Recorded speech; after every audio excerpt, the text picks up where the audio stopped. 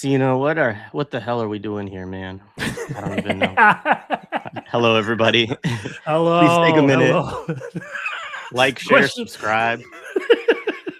The question we ask ourselves every day when we look in the mirror is also the question that begins this. You know, Jay, I will say this. I don't know. I say this every time, but I feel like when people use adult words like colleagues, and I'm like, Sina, you work on the internet, you don't have colleagues. And then I'm like, no, I have at least one colleague. His name is Jay. I know him very well. We came up together. So like when I say that, I really do love talking to you. I see your work all the time. You are always doing live stream jihad, and I support you in every way possible. So I'm here. I'm excited.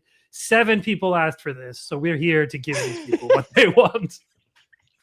You were like, people loved it. They want more. I'm like, how many? 7 is the answer. There are 7 of us. There are dozens of us. Dozens. Yeah. So I'm excited. We're excited to be here today. We were doing these. We did this inside the podcaster studio thing, but I said, Jay, let's do it again. So here we are. Now you're all caught up. Yeah, for sure. And we should probably. This is a good episode, as we've done a few times, that we could plug some like fundraisers and stuff like that. Like, yeah. I know by the way, happy birthday. I know you just celebrated your birthday. Thank you. And Thank you. Let everybody know, really for the purpose just of promoting some fundraisers from Gaza. And so, I know that that's deeply appreciated, and it's like very, yeah, I mean, Gaza, the people in Gaza absolutely need it. I know they hit us up. And I need to get better about continuing to do that. And I also need to have Hala back on from the Samir project and do another episode with her. But yeah, anyways, we can do that a couple times throughout this today too. So, but where did you want to start? So I've been, like all these conversations, we don't have a beginning or an end point. It's more kind of like, I feel like the practice of this job, of this weird podcasting thing of like talking into the void called the internet for like a few thousand people at a time, that it can feel weird. Like, and I'll say this, I'll begin this with a provocation. The other day, I said out loud for the first time, this year it's going to be 8 years. Like this year of the birthday of my show is Halloween for some reason. I posted on Halloween. And it's going to be 8 years this October. And I thought to myself, if I am doing this in 2 years, if this show turns 10, I should just quit. Like 10 is a good number, and there's no reason to keep going after 10. I don't know. I just thought that for a second, and I had never said that before. It had never come out of my mouth. It had never occurred to me that I would not be doing this show. But sometimes, and then you realize, like every human being who does a thing sometimes says to themselves, maybe I could do something else. Maybe I could, do a different job. But so I had never really considered, like, what would I do if I wasn't doing this? Like if I wasn't producing podcasts. So, sometimes I think like we could do, and we've talked about doing these projects together, kind of podcast adjacent, right? Content making. But the wider question is like that I want to ask you and the audience today, like, what does it mean to make this content, which for our own explicit purposes, like we've named them as like, we want to radicalize people. We want people to get radicalized in the right direction, of course, not in the bad direction, and see that like the roots of our society are, and like look at them and contemplate them and talk about them and expose them and shine a light on them and whatever metaphor you want to use.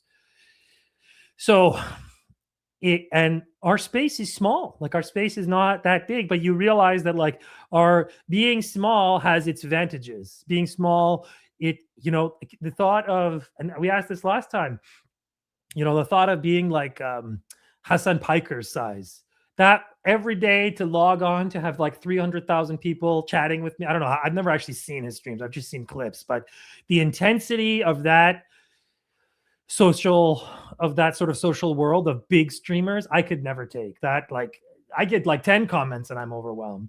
So it's funny. I've gotten used to obscurity in all of this. Like I've gotten, obscurity. I like obscurity. Give me more.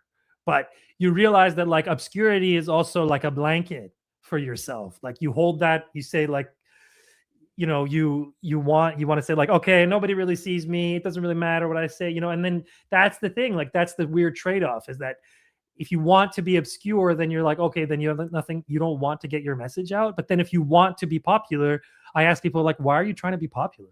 Like, so it's like, it's almost like a you can't win situation. But maybe I'm wrong, I don't know. What do you think?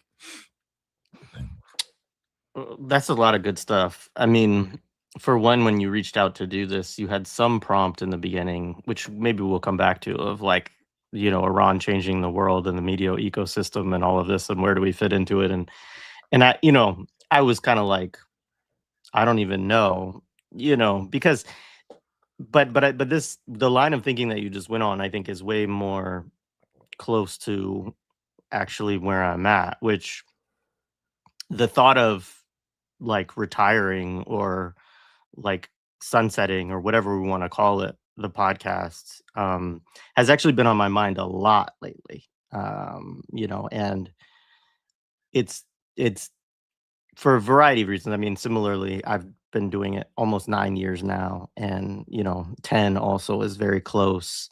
And I've been, when I started it, I had a real full-time job, you know, and I did that for like 5 years, so about half of the life of the podcast, maybe a little more. I don't know, about half. You know, I was doing a full-time job, and then I was producing it along with Josh on, you know, nights and weekends and whenever I could steal some time to edit and that kind of stuff. And I loved it, right? And I do still think that I, you know, enjoy it most of the time. But it is a lot of work, and it's also not, you know, it's not well compensated work, right? Like, especially at the level that we do it.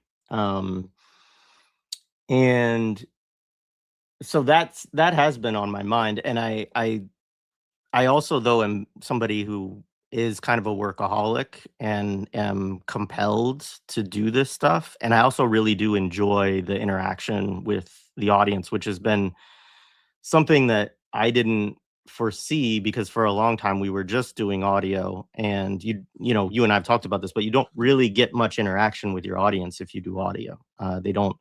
They might leave a comment here and there on one of the platforms, but you know, maybe they email you, that kind of stuff, but it's pretty rare. It's not, you know, once you get on YouTube, people treat you differently, and they kind of feel, one, there's an ease of access, right? You can just talk in the chat right now, as I'm sure many people are doing. You can leave a comment, all of that. But there's also then, and you mentioned the obscurity piece. I mean, that's interesting. And for a long time, I felt like this.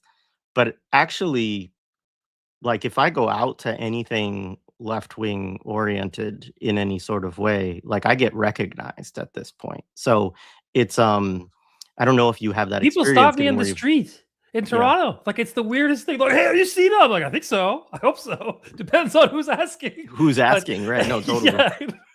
Which is the funniest thing in the world to me, because like how many thousands of people watch our show? Not that many, but it's that, I think what you were saying.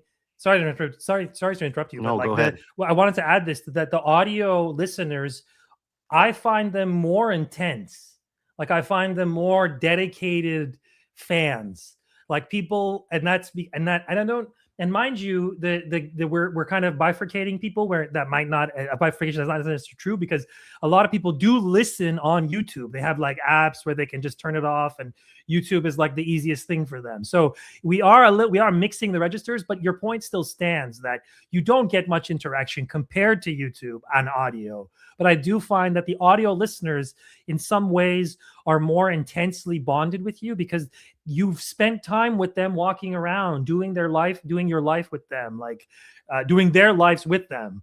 Like you're like a companion in their lives. Like it's still, I will always say this, it is still weird to me that like I could walk by somebody sometime in the tiny village that I live in. This is never going to happen, but let's say it did. And someone could be listening to me talking, like, and not and never have encountered. So it's like that is a weird thing, because to go to the point of this is that we're not supposed to have this kind of platform, right? For the history of humanity, dudes like us, we just yelled at our local village and our family members and like the poor people around us, and that was it.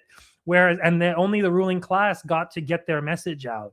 But that has fundamentally changed, and it's like that is kind of what we're dealing with. That era of the media monopoly is gone, and that kind of monocultural environment. And now you have almost the opposite problem, where there's so much noise. There's so much immense amount of noise. And remember, the social media era, the sort of rise of socials in like the mid 2000s preceded a major push of the imperialists across the planet, right? Where they use those tools. So don't think that those tools and like our transition from audio to video, from going to websites separately to now only being on a few, right? Like these were all part of a wider sort of digital media plan to gear us towards these voices. But that sphere has been shattered. That monocultural sphere has been shattered, and it's now into a million voices where, yeah, and I think it's probably, it's obviously in many ways preferable to that old world where,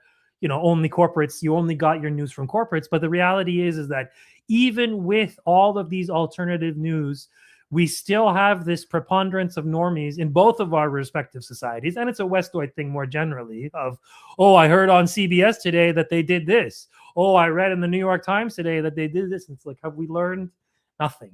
Have we learned nothing from the last 25 years? That you have to go out and curate your own news. You have to actively wage a kind of battle inside of that sphere to get, you know, good sources. Sometimes they contradict each other. Sometimes they're like completely insane. Like, again, like I follow almost 5,000 people on Twitter. You should see my Twitter feed. It's bananas, like all sorts of characters. But that's a tool for me. That's what feeds my show in some ways, because the things that I glean from those interactions, from just scanning, help me and fuel me. So it is, I just to put it back, let you go back to what you were saying. Like, I do think it's interesting that this YouTubeification of podcasts, right? It seems to me that it signifies it's like if you, here's a good point. I was thinking this the other day. You ever watch Breaking Points lately? Sagar and Jetty and Crystal Ball. I mean, I don't watch them a ton. They got on my feed, but I will say, like Ryan Graham and stuff, like those, that is a news channel. Those guys are doing news. They have a studio, they have a cameraman, they have like a thing. They sit there, they have their little notes. They go like this, you know, like, which is like what newscasters do. Like, I could never pull that off, but I would say, lived out though they are, that is an improvement to just CBS, right? Like that, I will say that is like better than just having a world where CBS and NBC and, you know, which is kind of the boomer media environment. So there's a generational thing happening. There's a technical thing happening. But yeah, the final point I will say is that I still do think that the original premise of this conversation, which is like the shattering of the American imperial world order in this Iran war, will have a lot of consequences for years and decades to come around media. Because in a lot of ways, I feel Americans will probably be mad if maybe they'll eventually get around to it. But they'll be mad. They'll say, why didn't we know that this war was going to be a disaster? Why didn't we do anything to stop this? Like, this is like when you get $9 gas, you're going to blame Zionists first, and then you're going to blame Trump, and then you'll blame yourself if you're honest and saying that, like, I let this happen. I let my country get taken over by like a Zionist goon. I let my people get so radicalized that they voted for this psychopath, murdering, rapist monster who's obviously being controlled by the worst actors on the planet, not once, but twice, and maybe thrice if he survives, if he wants to, right? Like, these are problems that come from media consumption. I feel that, like, or at least media consumption is a huge part, because it's also like fascism thrives in that same environment that we're thriving in too, right? Like the chuds, like Joe Rogan's podcast is the top of like any podcast download list, right? And he's an enemy. He's like a, you know, Epstein. He has like a roster of Epstein dudes, and like that That to me is a huge problem. Not just Joe Rogan himself, whatever, but I just mean in general, like the altogether degraded nature of the American intellect, and like kind of Westoid intellect has been manufactured.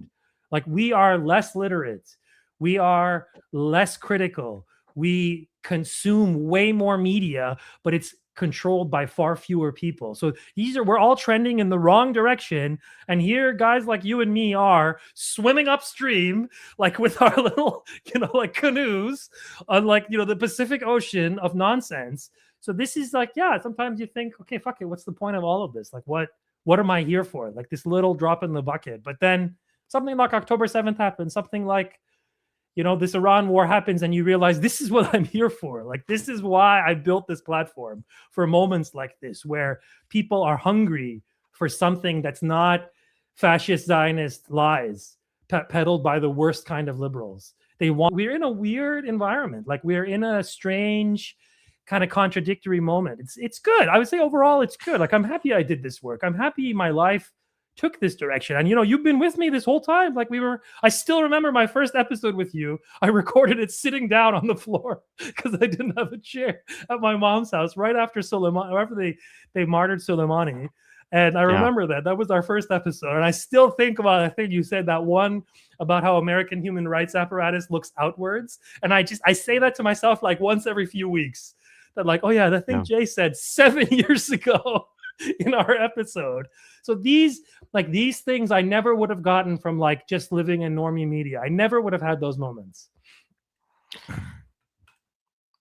Yeah, I mean, you're touching on a lot of things. I think the difficulty, so there's one piece I would say of normie media that has been lost, that I don't see being replaced in the way that it should be by whatever our ecosystem is. And maybe in a certain way it is, right? You talked about you following 5,000 people on Twitter and them being like your curated sources of information and all of that. And like that is some version of that, right? But one of the things, and I don't fetishize this concept, but the concept of investigative journalism,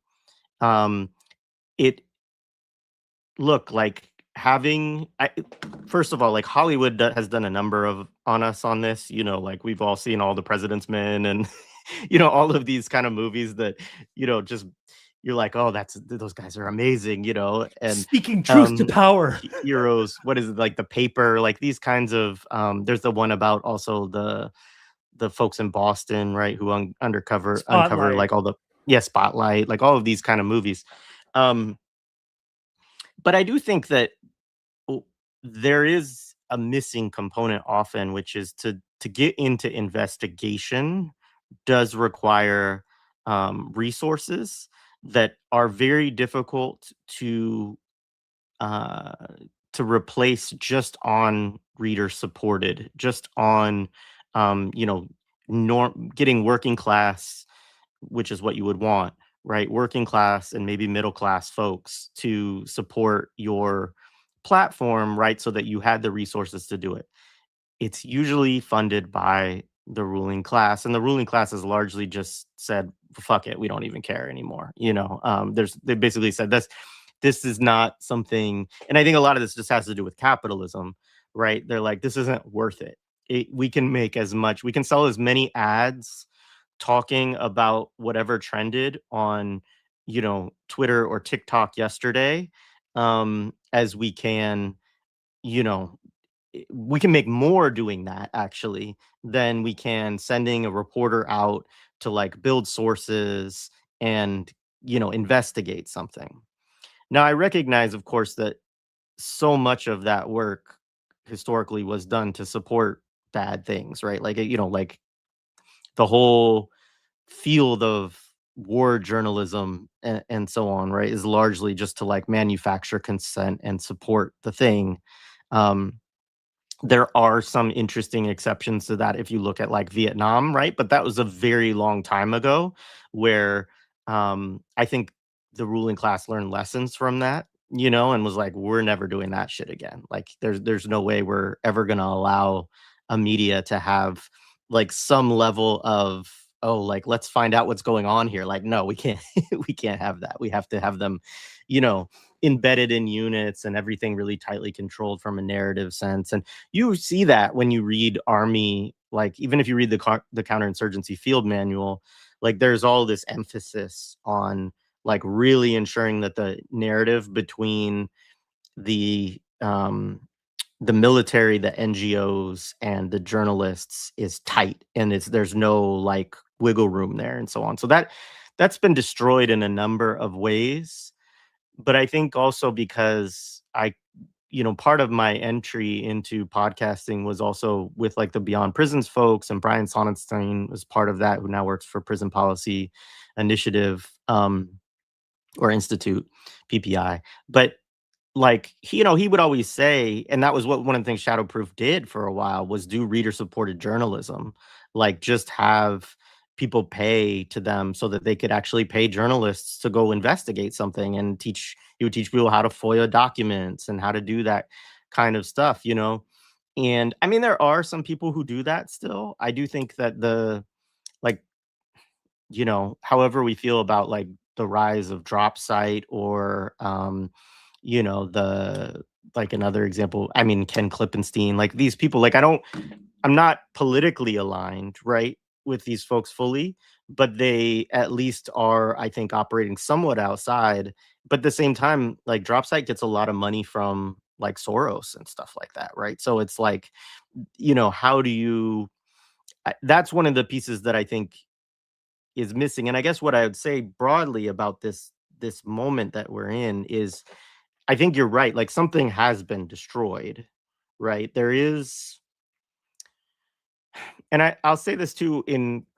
We had a conversation about the Odyssey yesterday with Gemma DeCristo and M2 McGant, and Gemma said something that stuck with me also, though, which is that no country yet has created a propaganda apparatus that's as strong as Hollywood. Right. So like even if we see it as in decline, even though it just had the highest grossing weekend in the history of Hollywood last weekend, even if we see it as like largely been in decline for a few years now, it's still able to produce content at a level and very propagandized content, right? That not only has a big impact in the US, but still has a big global impact. And I mean, that's an interesting question, right? Is like, I mean, Iran with the Lego videos and with everything else, like has done a lot, I think, to upset the ability of like social media and legacy media to kind of manufacture a narrative. People largely understand the war is bullshit, but there's no anti-war movement in the United States right now. None. Like, and I don't mean this to be dismissive of the 12 people who are trying really hard to do that, but like it's quite apparent. We talked to Madis Azarmandi about this like a couple months ago, and talking about it globally, it's also similar. Like she's in New Zealand, and there's nothing there really. And she has a lot of reasons why. I mean, she actually blames in many ways kind of the liberal Iranian like diaspora folks. So less like the monarchists, but like more the like women, life, freedom, human rights oriented Iranian diaspora. But I don't think we can solely place blame there, because I think this gets back to this question of media consumption and what types of subjects are being produced these days, right? Which I think that people that even come to us agree with us a lot ideologically. They're drawn to the things that we talk about and the guests that we bring on, and this like counter hegemonic perspectives and all of those things. But that's not necessarily a conveyor belt. There is some overlap there between them and like organizers and activists and folks like that. But there's also, I'm more and more conscious, and have been for years now, that there are a number of people who are consuming content like this all day long. But they're a lot of times they're doing it within their workplaces. Like they have a whatever kind of gig that they have, whether it's like independent work, kind of like what we do, or um, they're working for a software, or they're just in some place where people are still yet not fully surveilling everything that they're doing, and so they're able to do that. Maybe sometimes it's in between meetings. I see people in the chat that'll be like, "Oh, I have to go to a meeting now. I'll catch the rest later." Like that's a common, thing. And I mean, this is not a particularly revelatory thing. A lot of times I'm streaming at 10 a.m. in the morning in the East Coast. Like most people are fucking working, Jared. Like, duh, that's not, it would be shocking if they weren't. But I'm still, for years now, I've been a little bit concerned about this just being content, right? About this just being something that is less alienating to people to watch or listen to than the normie media, which once you're some level of political consciousness, and I do force myself to watch a lot of this stuff, it is super alienating because you're just watching it, you're like, what the fuck are you talking about? Like, are you serious? Like, you expect people to believe this? Like, my wife actually should be like, they can't hear you, Jared. Like, they don't know. Like, because I'm the TV doesn't have a screaming at mic. Well, it does, but it's not turned on yet by the CIA. The CIA is listening to me yell at my TV, Yes. not the hosts. And so, yeah, I mean, there's more we could delve into with this, I think, but I do have a general fear, and I think it's partly because I watch this generationally.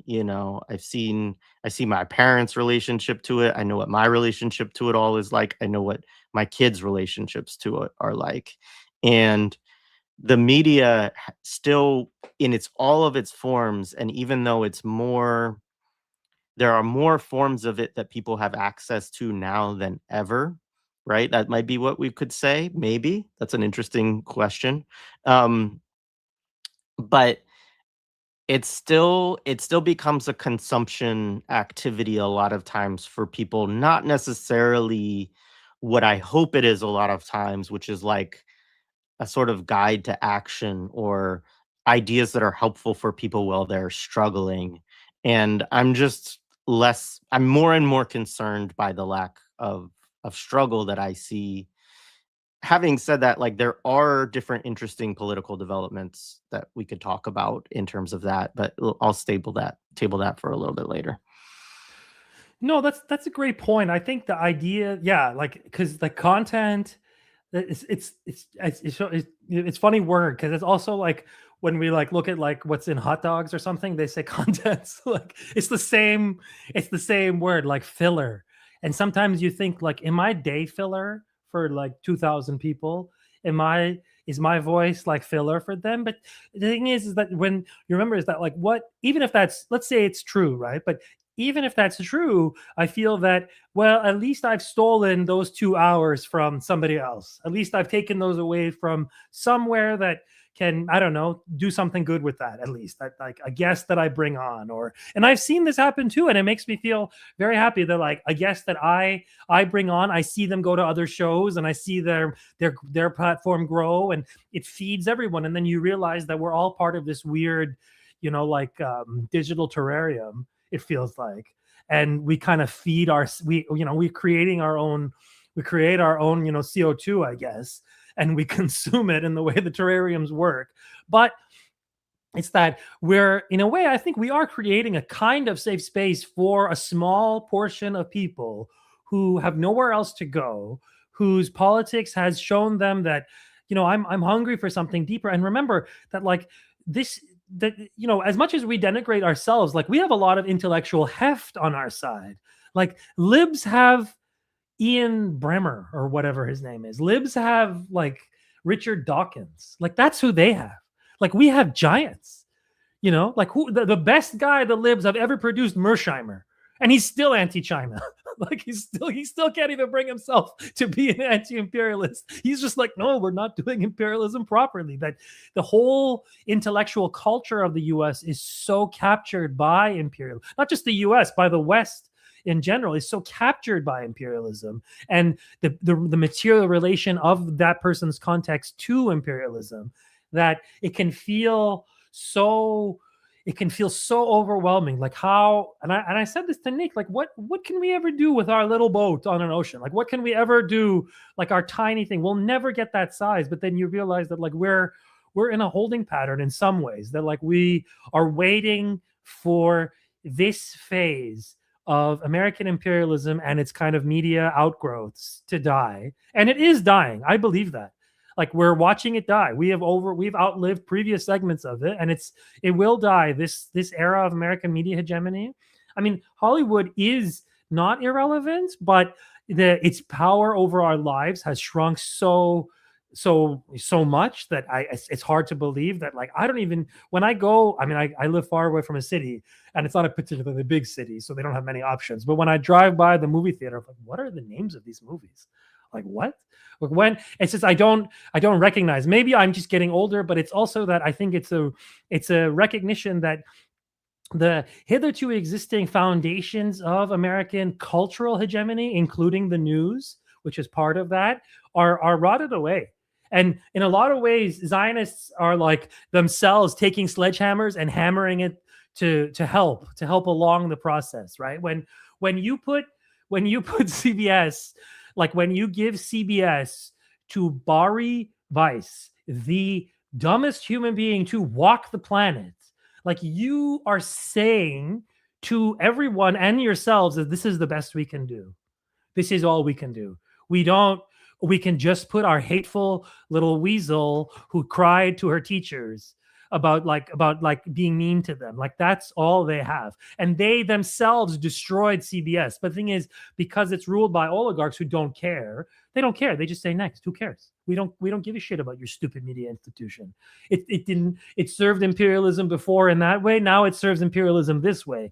But the way that it serves Zionists doesn't necessarily help American imperialism in the way that it used to, right? Or maybe it doesn't help in a lot of ways, right? That it actually hurts American imperialists to be associated so closely with Zionists, because at some point imperialism took this neoliberal form where it started saying things like, this is good for you. It's good when we use depleted uranium on your country. It's taking the hijab off. You're learning how to be modern. Like that was a phase. And to sustain that phase, you need an army of liberals, not chuds, liberals. Chuds don't say this stuff. Chuds don't care. Chuds say stuff like burn it all down, whatever. But libs are the ones who sugarcoat it. They're the ones who lead us, which is why they prevail in their speeds. So I feel like, yeah, it goes both ways. That American power, American media has never been like that. Like our media sphere has never been more irrelevant, but it's also never been more relevant in a way, because we have to fight. We have to make a fight out of everything, including these little things that we can do.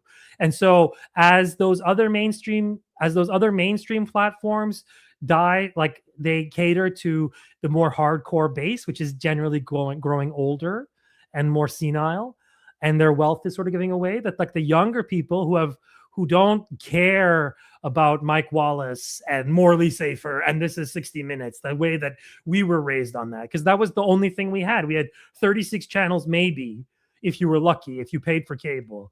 And you don't even have cable, I think. I had 3 channels when I was growing up. Yeah. Until Oregon, right? we did get satellite eventually, and that was like, it changed everything. But God, day you got satellite, was it like the end of 2001: A Space Odyssey? Were you like seeing stars? It's amazing. I mean, I was watching Thundercats fucking dubbed, like, I mean, I used to have my dad, like, satellite was so fucking crazy to people. Like people, if I sit and explain it to people, it will sound absolutely nuts, because it's not like younger people might maybe have an experience with like DirecTV or Dish Network or something like that. It was nothing like that. It was like this massive thing that was out in our yard, and you had to type in G6/17 or whatever, and this big satellite would turn so that it could point at the satellite like somewhere out, above Japan or something like that, right? And then you could get, I mean, it was amazing in some ways. Like, it was the most amazing thing before the internet, and for a lot of even the early internet years, the technology of it was really even more amazing than the internet. I mean, the internet was amazing because you could connect with people all over and do AOL Instant Messenger and all that amazing stuff in the very beginning. But we could watch. I remember my father's glee that he could watch every basketball game in the world, like, or every baseball game. It didn't matter because in the beginning there was also so this is where you get it from. It was unregulated. Oh yes, my father still watches all 162 Red Sox games every year, every single year. Mashallah. Yeah. And almost all Blazers games and some hockey games and some college football games. Well, a lot Your of poor mother. Your poor mother. Yeah. So anyway, yes, that was amazing. But for the first, I don't know, 6 or 7 years, like when I was growing up as a young child, it was 3 channels. That was it. We had NBC, we had ABC, and we had PBS, and that was it. We didn't even have access to CBS or Fox where we lived because like it was too far out in the middle of nowhere, and those signals just didn't reach by antenna back then. So, yeah. Yeah, no, if you think about how crazy that is that we went from like over the air culture, right, which was TV, radio, right? Those 2 things were over the air.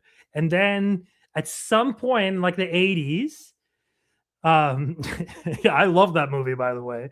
At some point, actually, I don't know if you've read the book, commenter, but the book is completely different than the movie. In the book, she has a Soviet boyfriend. She has like a Russian, like from the Soviet Union. It's amazing. It's completely different. They completely whitewashed that movie. Libwashed. Wait, what was I saying? Oh, so like we went from this thing of over the air, right, where like the environment around you affected it, to now we have this hardwired physical connection, right? And that was a huge thing. Like the history of HBO, it was CCTV at the beginning. At the beginning, it was actually, there was a cable going around New York City, and that had HBO on it. And that was how crazy it was. It connected people. So now as this has evolved, and you're right, I remember we got cable when I was like in maybe grade 6 or grade 7, like a little bit as our kind of socioeconomic situation improved. But we had a lot of over the air channels because we were in Toronto, and Toronto is close to the US. So I remember all the like US affiliates like Cheektowaga, North Tonawanda, all these places in like upstate New York that I have never seen or I've never heard to this day. I don't even know if they actually exist, but these are all names. But that's because we were getting that over the air thing. And then same with radio. Radio was precious. I would listen to, on Sunday night, Sleepless Sina, I would listen to the sports radio station, the Fan 590, or was it? Yeah, it was the Fan 590 AM radio in Toronto. Toronto people, give a shout out. And they had like a comedy hour. No, they had a radio classics era, of course, because it was out of copyright and it was free to post and it didn't matter. And so I would listen to The Shadow. That shit that like Woody Allen, like fetishizes in radio days. Like we lived the tail end of that era, which is crazy to think. And now I'm watching my nephews, you're watching your son, like carry around a portable movie studio in their pockets where any piece of media is available at any time. And that's mostly a bad thing for like the human mind, but a good thing in terms of breaking free of like the media chokehold. And so it's like what's interesting. Yeah, go ahead. What's interesting in that particular instance, and this risks getting too based on my own experiences with this and so on and so forth, but is that my kids, and this is something that I think I hear from other folks with young kids too, is that they don't actually gravitate towards TV shows. They don't actually gravitate towards movies, right? There is the people do talk, like there's the TikTok, the reel, the short, right? There's the short clip stuff, and they do watch that stuff some.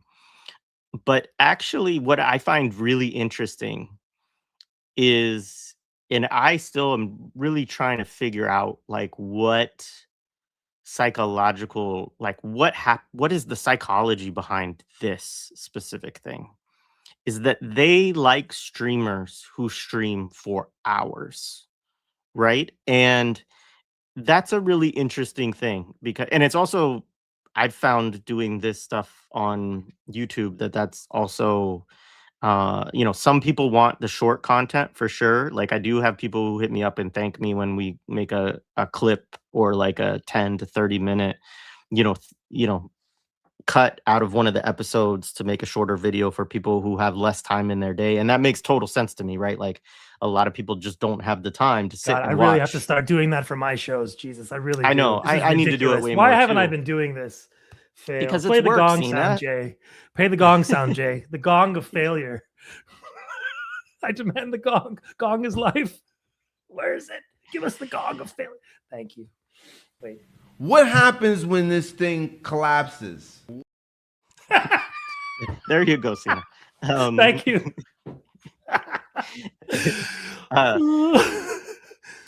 But yeah, and obviously I don't have the soundboard thing that a good podcaster does, right? To just be able to like push the little fucking things that you want. I don't even remember what we were talking about. No, you were talking about like the clips shortness, like short people, because people talk about the issue around short clips and what they're doing to us. And that's been one of the things that I've been resisting posting more engaging social media. I don't know. I feel like I don't want to get in a situation where I have an audience of people only watching the short thing, because I feel like that gives people an excuse to not listen to the rest, that like I'm part of like the soundbite culture. And that's what part of what our shows should train you to do, is to resist soundbite culture, like resist like, oh, hot take culture is my hot take. Here's my hot take. Like, and now we have the situation where you have like people with like just an army of vapids with nice production studios, right? The most glaring one was that OnlyFans like racist chud Zionist who was like recording with her legs wide open. Like this is a moment where like the ruling class creates media to lure us in, to keep us watching. And it's exactly what you're saying. It's not it's not that the attention is short. It's the opposite. It's that it's for extended hours of hanging out with someone. But what they want is us to like not go outside and not touch grass and not form communities, to only connect with these people through your phone, through your screens, because that's the safest way for them. That's the way they know we don't revolt, we don't burn stuff down, we don't stop, like, and we're always going to be consuming the stuff that goes to their house. So like, it's the rentierism of our economy. It's inside our brains, right? They rent out our brains. They're extracting our attention by the minute, like every morsel they can get, and anything they can do to keep us going, anything, like any crazy. And I am a straight man. Okay. What that means is the moment I log into an app, a whole series of very attractive women get thrown at me, telling me something. Right. Like, and they know that I'll fall. Like, I'll know that I'll watch. Be like, oh, okay. I guess I'm watching that now. Like, they know that it works on me because hamster brain, right? Like when you get in hamster brain mode of like going online, that stuff gets to you. But then you realize over day in, day out, the toxicity of that. And this is the point we reach now, where you have a president who is profoundly unpopular. 1/3 of the country likes him and has only ever liked him. He's never really cracked more than that, because of the broken nature of the American political and media sphere, he was able to worm his way into like the elite tier and is doing immense amount of damage from the inside. I mean, sometimes I think like there's a famous quote, I think, who said it once? Someone said like, Paul Wolfowitz is an Iranian agent. Sometimes I think Donald Trump is an Iranian agent for like all that he's done to help accelerate the decline. It's like that tweet that went viral of like the Chinese guy with the evangelical dad. He said he was chosen by God to bring down, Trump was chosen by God to bring down America. And it's increasingly looking so that that's the way. But here's the thing, Americans brought down themselves by voting for this guy. Americans brought down themselves by letting Zionists take over every single square inch of their lives. They almost murdered those kids on UCLA campus, for God's sakes. Right there, we filmed it. Nobody got in trouble. Like nobody, it was like a thing on LA local news for a few days. Oh my God, this, that. And then they dropped it. Because it's okay to potentially murder little Billy and Chrissy on the floors of UCLA because Zionists said so. Like that's a situation where people see that and like they can hide that. Like they can hide that. They can paper it over and they'll still say, oh, UCLA is still the most popular university, 50,000 applicants every year. Fine. But bro, like that video will always be there. That's like a Kent State. That's a Kent State that you're going to have to sit on, but they'll ignore it and libs won't say it. They'll still send their kids. So I just think at this point, Americans have decided that, okay, you got to nuke something. It's like Nelson. They've become like the Nelson months of late capital. They're like nihilistic. They don't resist their ruling class. They're literally eating your babies, guys. When is the time to revolt against them? I mean, I'm one to talk. I live in the West, as if I don't live as part of this machine too. This sort of fake distance we have inside this like resource bubble called Canada is fake at the end of the day. That like if the US wanted to be imperialist with Canada, which it might one day, it could, you know, and Canadians would not do very well. Like they would take Quebec, they would take Alberta, they would destroy Toronto, occupy Ottawa, they'd cross the river, like it would be over. Like so I just feel that like where does this passivity come from? Where the face of all of these crimes of the ruling class and the fact that Americans are the most armed populace on the planet. And Yemenis are second only to Americans, I will say. But like, see what Yemenis do with their guns and see what Americans do with their guns. Americans shoot their own people, their family members, their wives, their husbands, their children, their neighbors, strangers who come to their door, knocking on their door for some random thing. They shoot them. Like Yemenis liberate their country with it, right? And so like I'm at a loss of like what to do with the West. I mean, thankfully, the Iranians have solved a big problem for us, which is rapidly make the West irrelevant to the world and tilt it towards Asia. But we still live here. Like, I'm not going to go move to Iran anytime soon. And so it's a problem of like where, like you tell me, Jay, like why aren't people more radicalized in the US? Like you're American, like you know, you grew up there. I mean, I spent 15 years there, but I was in California and that's a different country than the rest of the country. And I was like cloistered off into like a corner of the academic world. So what the hell do I know? But I'm curious though, and maybe the chat can chime in too. Like how did Americans get so defeated in any of this? Like they couldn't stop any of this. There hasn't been one major anti-war protest in any of this. It's insane. I don't fully have, I'm still looking for answers to some of that. I do think that look, plenty of people are radicalized within the United States. They're just not on the left at all, right? Like, so I think this is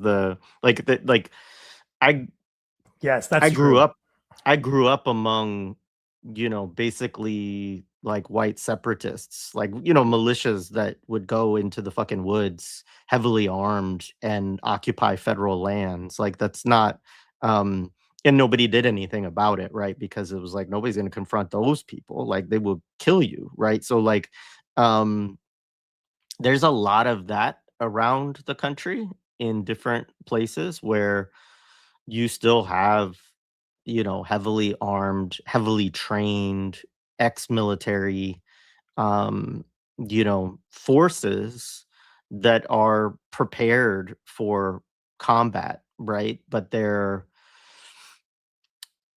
set of like politics and desires are fairly narrow, right? Like and are I mean, obviously like revanchist and that kind of stuff. But I mean, somebody made the point, somebody on the right, this was like a Twitter, I don't even remember the interaction, right? But they were like, well, to call them revanchist is wrong because they're in power now, right? And it's like, well, like somewhat, right? But they're not actually in power, right? They think that they are, right? And maybe that's the you know, what stops those folks from revolting is this kind of like, even as they see Trump be this sort of weird, like they didn't vote for the Zionism, right? Those people, you know, the white militia separatists or whatever, Yeah, they you don't know, care.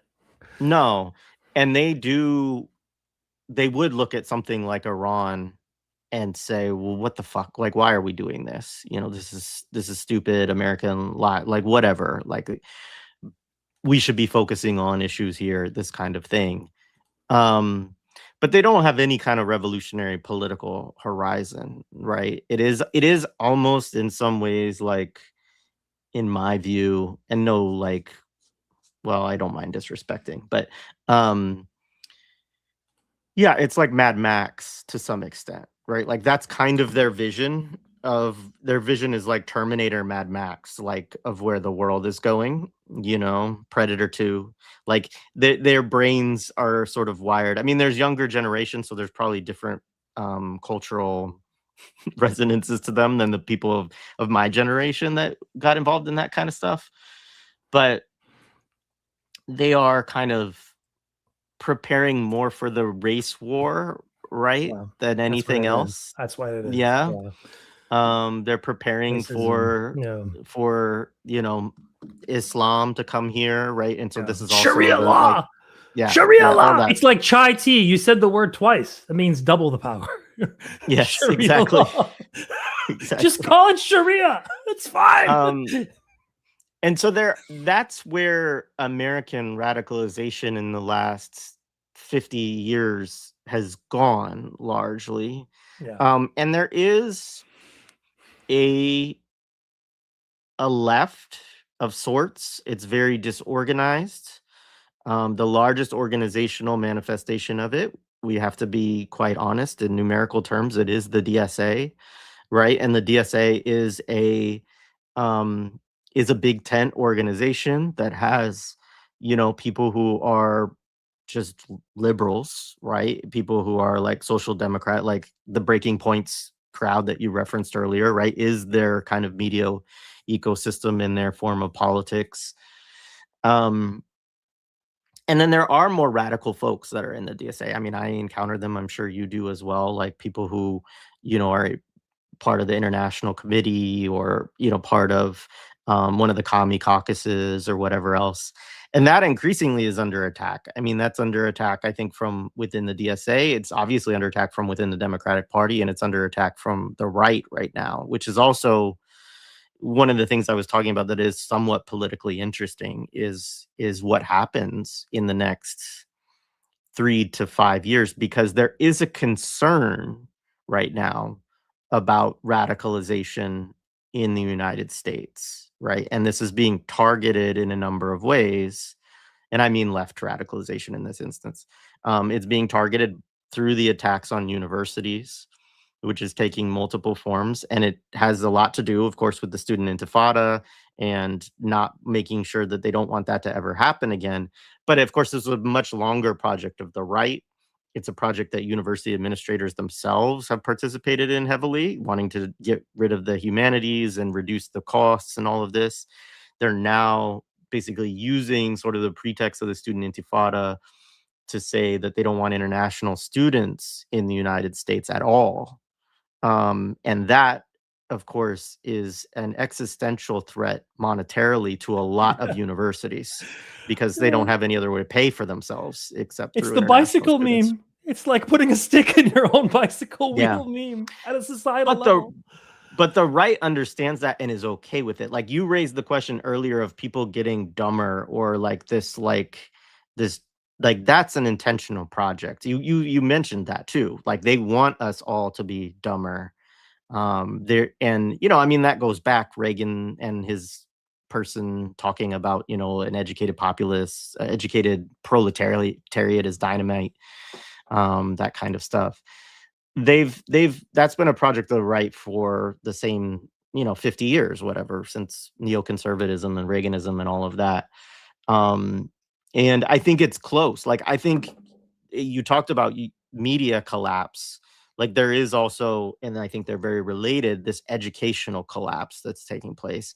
And AI is also another component of this that is very intentional. And it's amazing to me. It's sad, and it's a good indication of how poor political education is among a lot of people.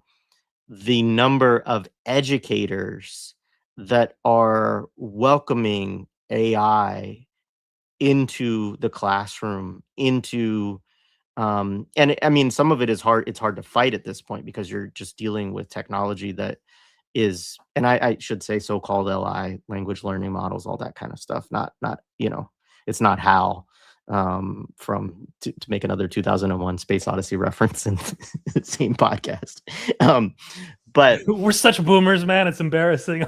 so we are boomers, and yeah, I'll just bracket that. We can come back to AI and education and all of that stuff, but just to say, yeah, that education is in collapse along with the media system, which a lot of people probably say is good. I mean, and I might to a certain extent, but it's very concerning of like, where is the organizational forces that are going to replace this with something good? You know, that's the question, because obviously they just want they want everything to get worse. And yeah, shoving the stick in the bicycle is absolutely right. But to the boomers point, I said this a couple times, so people probably hear me repeating myself, which is very boomerish of me. But you know, it was a reflection recently. It came from seeing a Wonder Years meme. So I follow a lot of these like accounts that are like sort of millennial misery and 80s and 90s, like these. I have a bunch. Instagram. Yeah, there's a bunch of millennial dads, right? And we're in chat groups with each other, right? And we share this stuff around. And it was like the Wonder Years debuted in 1988, and it was, or 88 or 86, right? And it was looking at 1966. And it was like, if this was to debut today, it would be about 2006. And, you know, here we are, and you and I have mostly been talking, as we do on the Imperial 80s all the time, about stuff that happened in the 80s and 90s. And it's like actually insulting a little bit to boomers to say, to compare ourselves to that. We're like fucking Tom Brokaw, you know, talking about the Great Depression and World War II. Like that's where, like, we're like 20 years more. Boomer nostalgia that we grew up about was actually not about a period that was very long ago. No. Well, that's what's so funny about Ready Player One. Like Ready Player One, like it's 2000, like something 35 or something, or it's 50 something. I can't remember. But like it's he's obsessed with the 1980s. It would be like being obsessed with like the 1930s. Like, can you imagine? Like, I know everything about Al Jolson. Like, no one cares.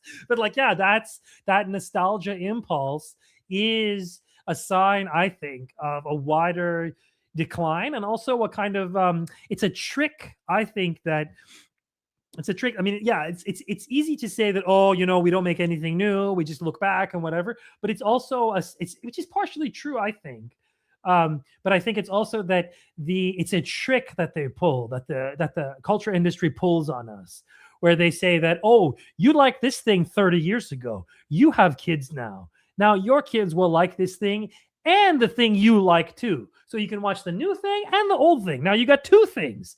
And instead of having one thing that was just your thing and that you grew out of, now you get to re-experience it over and over again. Like the first movie I've seen in the movie theaters for a very long time, I went, I saw the Spider-Man movie. I did not pay. Someone paid me. Someone paid my ticket. It was my son. He's my son. Of course, you guys want to meet my son? Should we do a son reveal? You guys will be very confused, but we'll do a son reveal. It was my son's brother, which I guess is also my son. He's not my son, but my son's brother. He bought a bunch of tickets, and I went, and I realized that I hadn't seen the previous two. It made no difference to me how I enjoyed the movie, or three movies exactly. And I fell asleep during the movie theater. And I left the movie theater with a headache and like a migraine, and I missed half of it. I didn't pay. And I was like, I want to go home and sleep. I have a backache. And I was like, bro, you are old. Like you got old. And then you realize that, like culture industry is a young man's game, largely. That like it's a young person's game. That keeping, and because I asked my son, I said, do you know this? And he can give you like a Wikipedia entry of like, oh yeah, and then he does this, and then Thanos did this, and then he did this with this thing, and then whatever. And I was like, okay.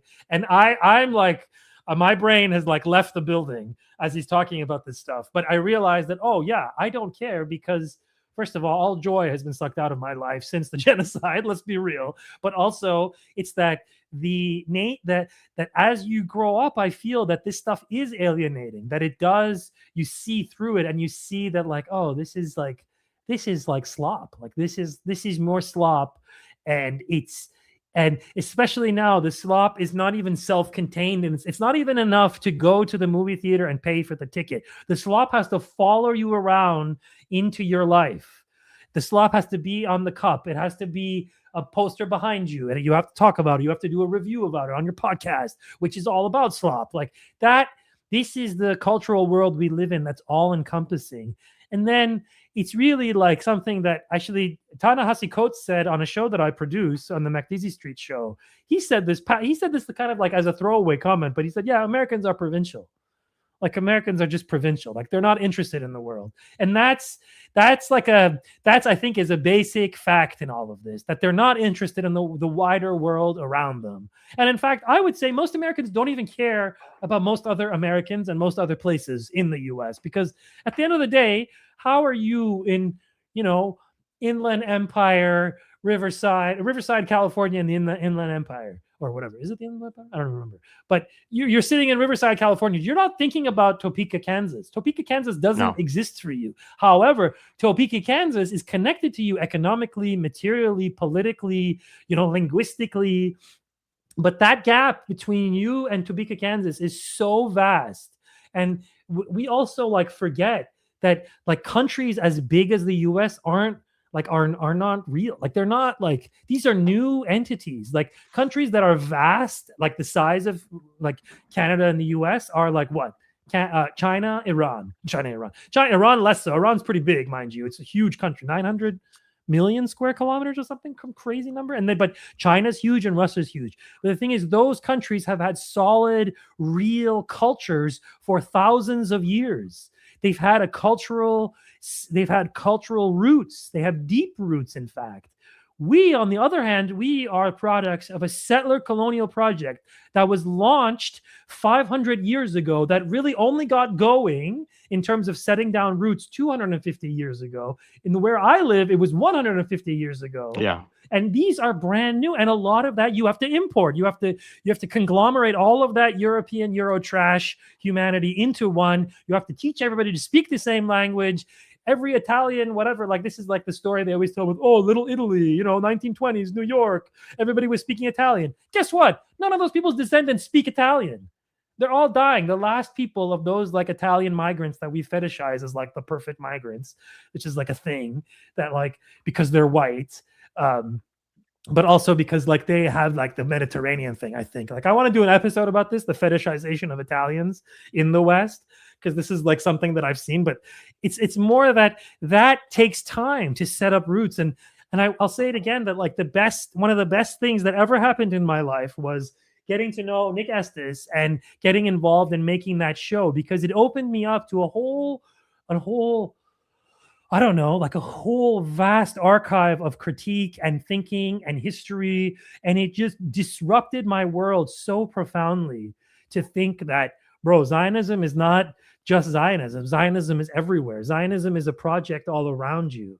So this is like this is something for me that I've started to think about, that like, how did we get to the point where we're all speaking English? Like, how did we get to this situation where this cultural, this Hollywood thing can really hook itself into us, where I'm this Iranian guy from God, I was born thousands of miles away. My life is completely different. And here I am, enjoying the minutia of some stupid, like Hollywood thing. Like this is something artificial in my life. Like I should be like, this is the nativist argument, but I'm increasingly succumbing to it, because like there just is nothing for me in this country. Like there's nothing for me. There's no culture here that I like. In the West, like the West is a failed project, and we are its conscripts.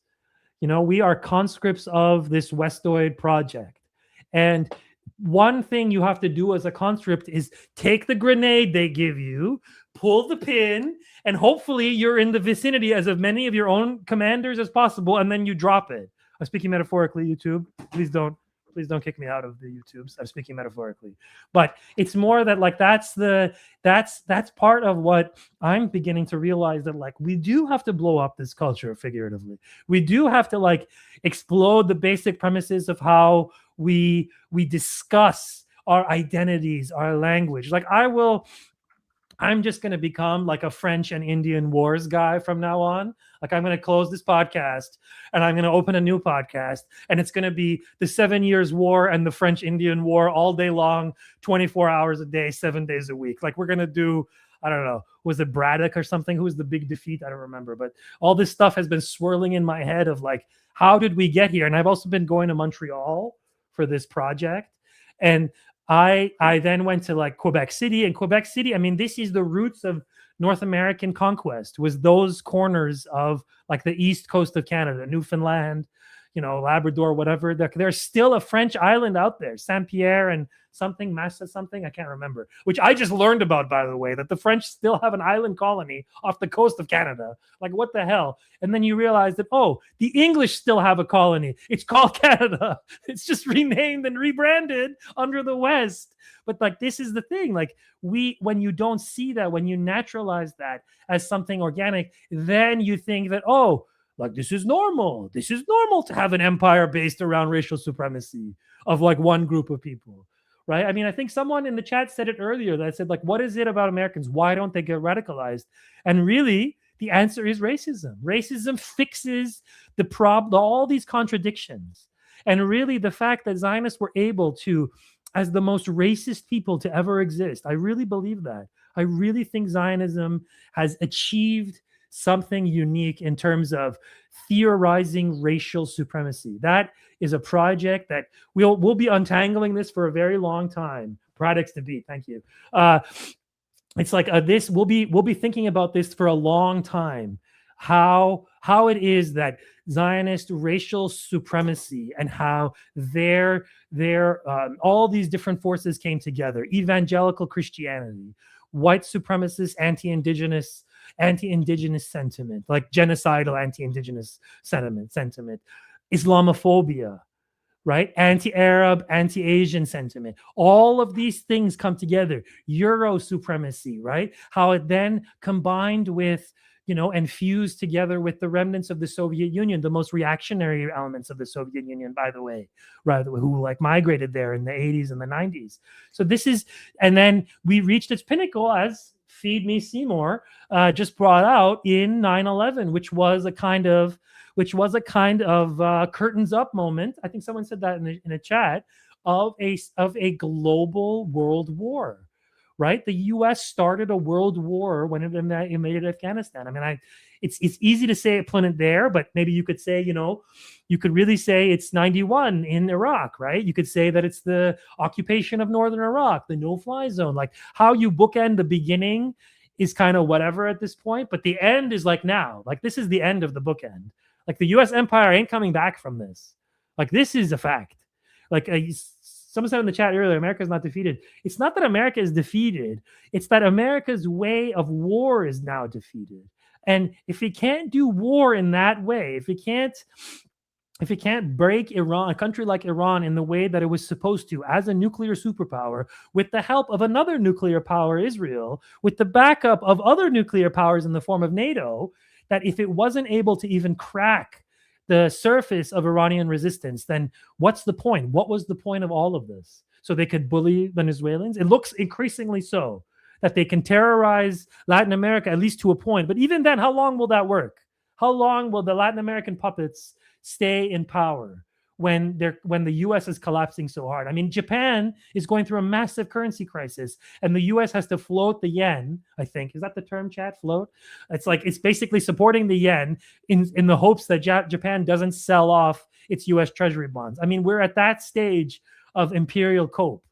And yet, this doesn't crack the news and whatever and all this stuff. So I don't know. It's the racism thing is the key a lot of this, though, that like racism, not just anti-Black and anti-Indigenous, but just the formation of a white supremacist global alliance and its subsumption under the name the West is something that has been like a 500-year-long process that we will have to spend a long time distancing, way past our lives. Right. But the fact that, say, like why I've been to go back, like why I'm so interested in these wars of the 18th century, because in a lot of ways, like the world we live in now, like the Western world you and I live in now, was determined in those fights, in those wars. Like, why aren't we speaking French? Right. And why, and then it raises all kinds of questions for me about like, why did the French mix with indigenous people the way and not Brits, for instance? Like French people did that way more. Like we have a whole mixed group. They're called Métis, that are like mixed French and native, right? But it's complicated, mind you. I'm not doing a very good job explaining all of this, but it's more that, and I'm more pointing back to the fact that Zionists don't mix with the indigenous people that found on their land. They make it a point of expelling them and killing them and separating themselves from them and isolating them, raising themselves up above them. And this is simply an anachronism. Like, I will not forget the moral question. Forget it. I'm not talking about morality or ethics or anything. I'm just talking from a strict viewpoint of power. When you rule with your racial supremacy, you are kicking your own future in the ass. You are saying to yourself, we have no future here. We have no future here. We're going to have to keep importing our racialized subjects from outside, fill them with the same ideas, replicate them, and keep them growing. It's like a garden or like a forest that can't sustain itself, that has to constantly bring in saplings and seedlings from outside nurseries. And it just feels that way, that it's so anachronistic. It's so anachronistic. Zionists can't even do imperialism properly. And partly it has to do with the nature of their own community formation, which is their own racial, largely, if not entirely, their racial supremacy is their community formation. It's not like, that's the thing, it's their relationship to the people who are not like them, right? That they even have a term for them, goyim. Like, what would it be like if Iranians had a word specifically for non-Iranians? That would be weird, that you use all day long. Like, that would be weird. Like, I guess we have ajnabi, which is Arabic, which means foreigner. But really, it's like this. It's not. I don't think ajnabi is the same thing as goyim, because goyim has this own specific religious aspect to it, and I just simply don't see that. I simply don't see that. The lands that Zionists occupy were diverse places. They multilingual, multi-ethnic. They were mixed with people, Armenians. Like, there were all kinds of people who came in after the genocides. Like, these are things that are bigger than your own dreams of yourself. But Zionists, that's not good enough for them. It's not. It's more important for them to be racist than to have a sustainable project. And that's something I've learned in all of this. That racism is so important to the Western colonial subject that it will be the basis. Now, I don't think that Zionists, like what Zionists do individually, is that new compared to, say, like 18th and 17th, 19th century settlers, like burning across the continent. But like, it's more that they stayed in that mode. They never progressed right out of that mode of naked racial lust and violence. They stayed in that mode, and in fact got deeper into it, instead of realizing that, hey, this racial supremacist project isn't going to serve us. maybe we should combine with these. Like, of course, they'll never do that because that's not what Zionism is. It's like if my grandmother was a bike, if my grandmother had wheels, she would be a bike. Like that's not what they are. So this is something that I've been thinking all about, of like mixing and cultural supremacy, right? Like how theology informs all of this, and media swirls around all of this, because media and hearing these things and feeding these things. I mean, look up and down this chat. We have a bunch of people who are like, I have something to say about that.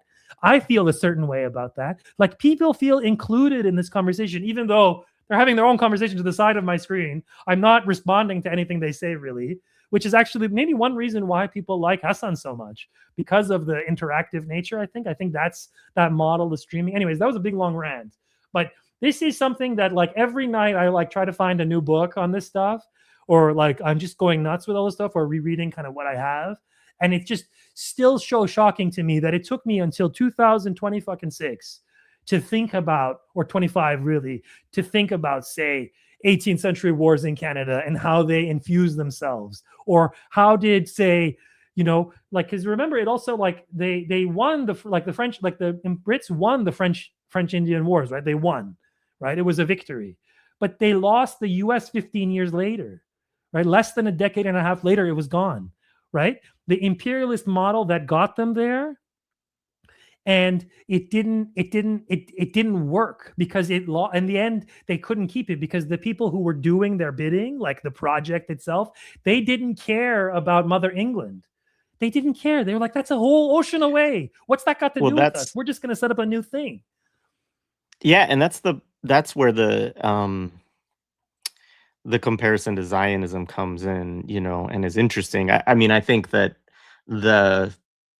there's this book written by these historians, Rolston and McVeigh, in Ireland, where they, it's similar to kind of studies around Palestine that and Israel, and the Zionist entity, that think about these as laboratories, right? And that language sounds really gross, of course, but like, just think about studying the way that empire studies techniques through settler colonial projects, right? And the kind of experimentation and learning and share of information that happens. And I think, like, but one of the things that they point out, and I'm sure that other scholars have pointed this out, but it just resonated with me reading it, partly out of my own interest in my own Irish heritage and stuff like that. But, like, is that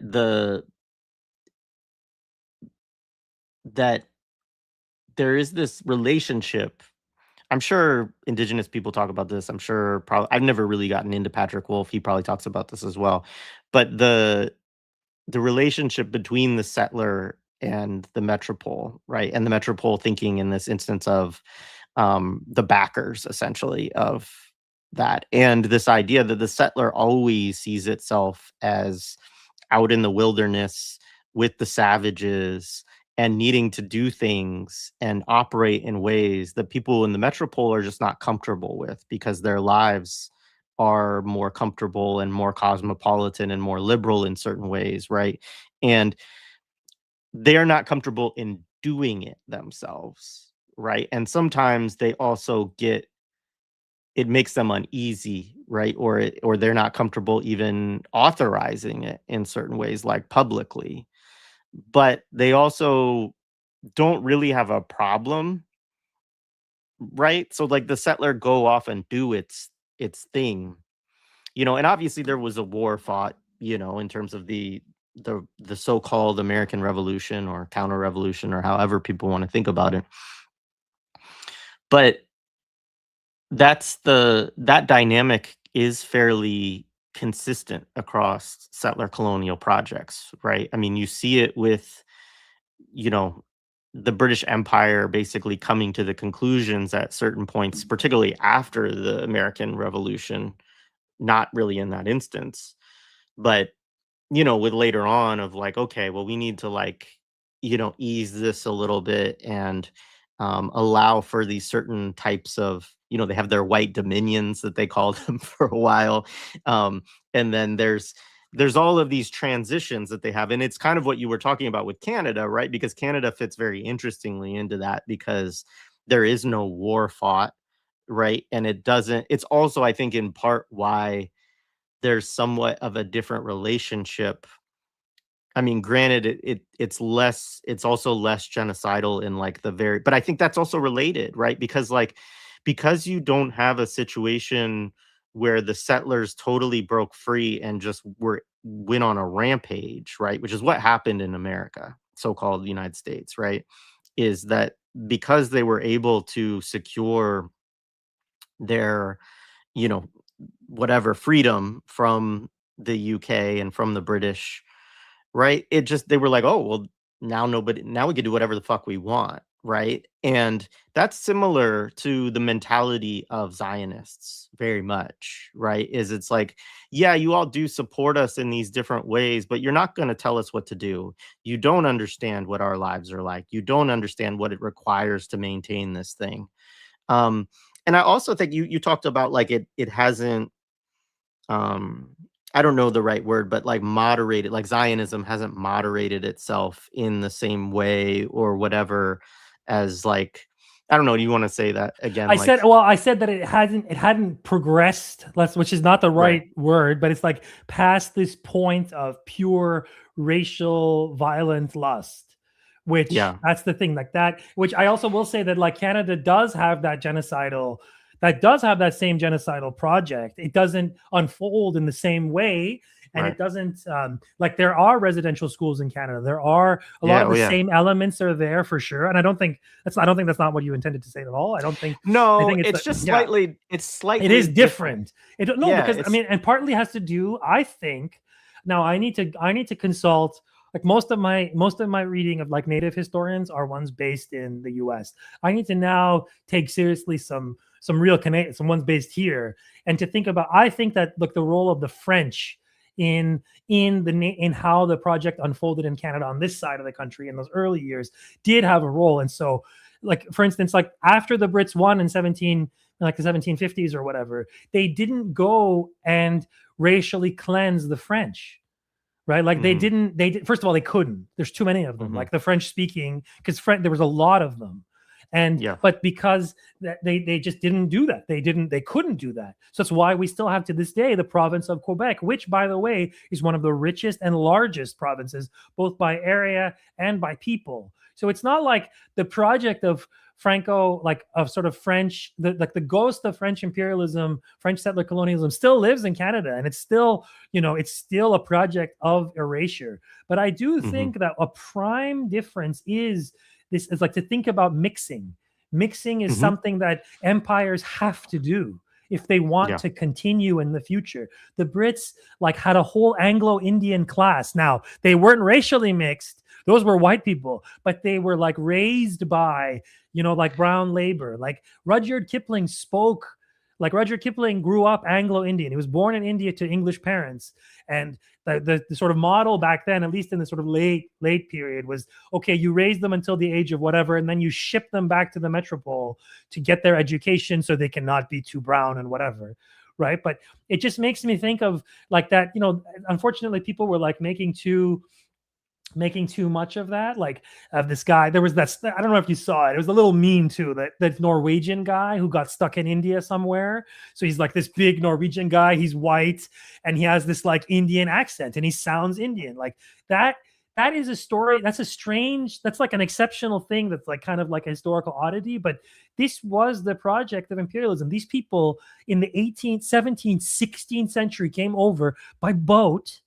Like some of it was sailboat, and they imagined themselves. They arrived to a place with millions of people who are not like them, and they had to ask their help to continue living. Like how many?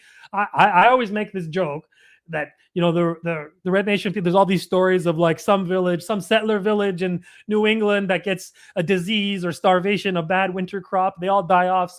There's like one kid left, little Jimmy. and like some indigenous people come and cross them and like pick them up as one of their own and adopt them, like whatever. That's part of the story of why indigenous people also survived through the genocide and before the genocide, is that they weren't fixated on their own racialization. They would accept newcomers. They would accept newcomers into their old fold. Was it always peaceful and loving and not violent? No.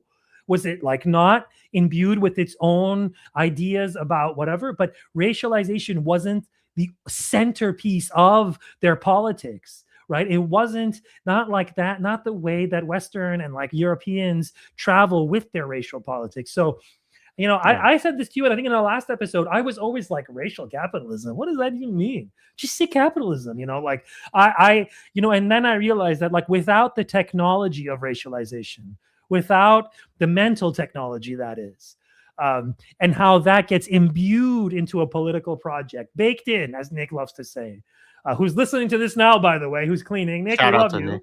Shout out to Nick Estes. The gong of life goes for him. But like that's been one of the sort of journeys that I've taken on in these 7 years of producing the Red Nation podcast, is like being exposed to this immense rich culture of critique, of scholarship, of all these people who are working to sort of uncover this history that's been buried one layer after layer to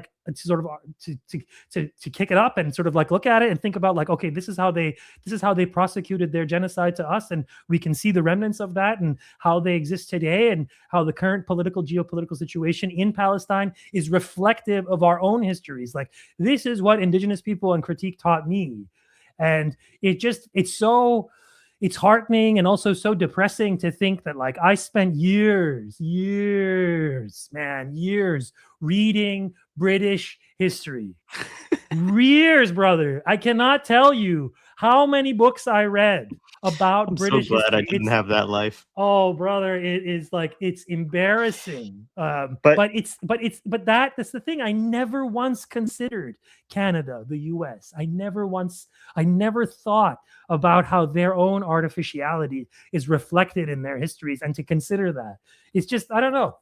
Anyways, thanks. Yeah, well, I think that's a really important point. And like, so a few things that you addressed, I just wanted to note, but like the slop thing around like Marvel and the movies and all of that, and it extending into all of these different spheres.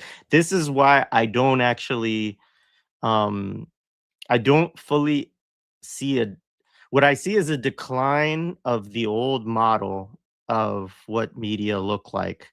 But this like global slop machine, to me, it is not determined where that stuff is all going to end up. And they're still trying to figure out, they're still toying with ways to do that. And they, I think the algorithms do a lot for people. Like I think we underestimate the power of the algorithm in everybody's lives, and that most people's algorithms look nothing like yours or mine, Sina. Like, we have to do a lot of work to curate what our algorithm looks like, so that it doesn't look like what the average 17-year-olds does when they open up their cell phone, and the YouTubers that they're recommended and the conversations that they're in, and how devoid most of that stuff is from any kind of politics at all, right? Like, because it just is like, and I'm saying it has politics, obviously, but they're just really deeply embedded in like, we're going into this, it's like an escapism, almost in a pure sense, right? It's like, leave your body, sit in this chair. What was that Disney movie about the kid that gets all fat and watches TV all day in the future? Up. I don't know. No, remember. not Up. Shit. No, the one on the plane. Wally. Right? There you go. Yeah. I mean, they told us that's what they were trying to do back then, and that's what they're trying to do. To the point on the US not being real, I think, yeah, absolutely. I mean, the question, I think this is central to the question of also why Americans don't resist. And what's hard for me to reconcile, obviously, is that there have been different periods in which they have. But I think that there are things we need to further understand about what is being done and what has been done to us in the last 20 to 30 years in particular, I think. to understand like what has happened to the anti-war movement, which we can have plenty of critiques, and I have lots of what the anti-war movement was like in the early 2000s with the Afghanistan and Iraq invasions, but it was still there was still a lot of people that were involved in it, right? Like, and that is very different from where we are now on that particular front. I mean, the point about the provincialism is the US, absolutely. Nice name drop for the MAKC brothers and Ta-Nehisi Coates. Uh, but I grew up in Oregon, right? Which I think is interesting in just thinking about this. It was very recently ethnically cleansed, genocided lands. I grew up, I went to a school that was named after Chief Sam, right? Which was an Anglicization of an indigenous leader's name. And a lot of the streets where I grew up in were, related to tribes and nations that had been cleansed out of Oregon. And we had to sing our state song. The land of the empire builders, right, was like the first line. We are the land of the empire builders. I think they've changed it because it's not woke enough, but like that was how we were raised. We had to do an Oregon Trail, like a year-long Oregon, like we didn't just play it like the other kids of our generation. We had to do like a year-long set of projects of learning about the Oregon Trail, right? So there was a lot of this kind of like bootstrapping of this settler culture that we were inculcated with. But it's also, and this is one of the things I've thought about a lot over the years, is that the United States, like national culture, I didn't grow up in a place that, like, I don't remember US national culture that much growing up. I mean, yes, we had TV, and that was like a big part of it. And you would see different parts in the United States on TV. You would see California, you would see New York, see the Cosby Show, this kind of stuff. But the idea, like, it's not just that Americans don't travel outside of the country, which is true. Like, most Americans really do not. And I haven't a ton, but the times that I have, like, most prominent was I spent 6 months in Ireland when I was in college. And that was like, I can't even describe how mind-blowing that was, because when I came back, it was I mean, people have been talking about this lately, of like how depressing it is when you come back to America after going to a real place in the world and you're like, "Oh shit, like this place is fucked." Like we are, it's like those memes that came up from like, it's pictures from the 70s that'll be like a street and it'll just show like all of the different, like, CVS, Burger King, McDonald's, like, you just like, that was the thing that struck me the most profoundly, was how advertised and commodified like everything was within our society, and how even in other countries that are very much um in the circuits of capital, right? Like it just doesn't look and feel the same way at all. You don't feel like, your whole life is revolving around Ronald McDonald or something like that. Um, my friend Brooke talks about this idea of like, as a white person, um, kind of realizing this reality of, you live in this like manufactured and the settler, the wreckage. He talks about being shipwrecked and like this project of sort of cultural dislocation, right? Which is, I think, also part of what you're talking about too. I mean, at least for people in the United States who are not white, there is something to it kind of try to reattach to, or a project to look to, whether it's like, if you're black, you can look to like Pan-Africanism, or look at, like, just think about these histories. Obviously there's a lot of violence and pain through these stories as well, but there's at least different things to look to. I think white Americans in particular have a very hard time with this because we are not raised to think about ourselves as Europeans. There isn't the mixing. There is this whole racial purity supremacy thing that is just very much pushed among most white folks. But there is a mixing within European descended peoples, which has its own way of also assimilating white people into this blob that is culturally amorphous and meaningless, right? Like, why am I going to go, go back to Ireland or go back to such and such if I am only 20% this and da da da? Like, it just becomes a thing where people then become attached, I think, to that white American identity really strongly because it's like, this is all I have, is sort of the way that they think about it. But it's so recent. I mean, I think about like Dr. CBS's work around the concept of true Americanism. And she's also somebody who's helped me think about the fact that a lot of the even American identity is not even like 1776 shit. It's honestly like a 20th century project, right? It's something that becomes very manufactured because also you had all of that. Even if you go to the early 20th century, you have all these European immigrants who are like radical commies, basically, or anarchists or whatever. They're coming from different places within, being imported as labor, right? And they have their own radical Marx was politics. going to move to Texas. That was one of Yeah. his plans because he made good money in New York Tribune. And he was like, I could go to Texas. Everyone's going to Texas. He was going to move to Texas. Imagine Karl Marx in Houston. Crazy, right? So that even when we think about that American identity and formation of American culture, and when I'm saying that, I mean like thinking about literature and really thinking about these concepts of like what does it mean to be American in a U.S. context. That this had to be like really, it was also done in the academy and it was done through the publishers and so on and so forth. And it's not to say there weren't works earlier on, right? Like James Fenimore Cooper is like really important to this project.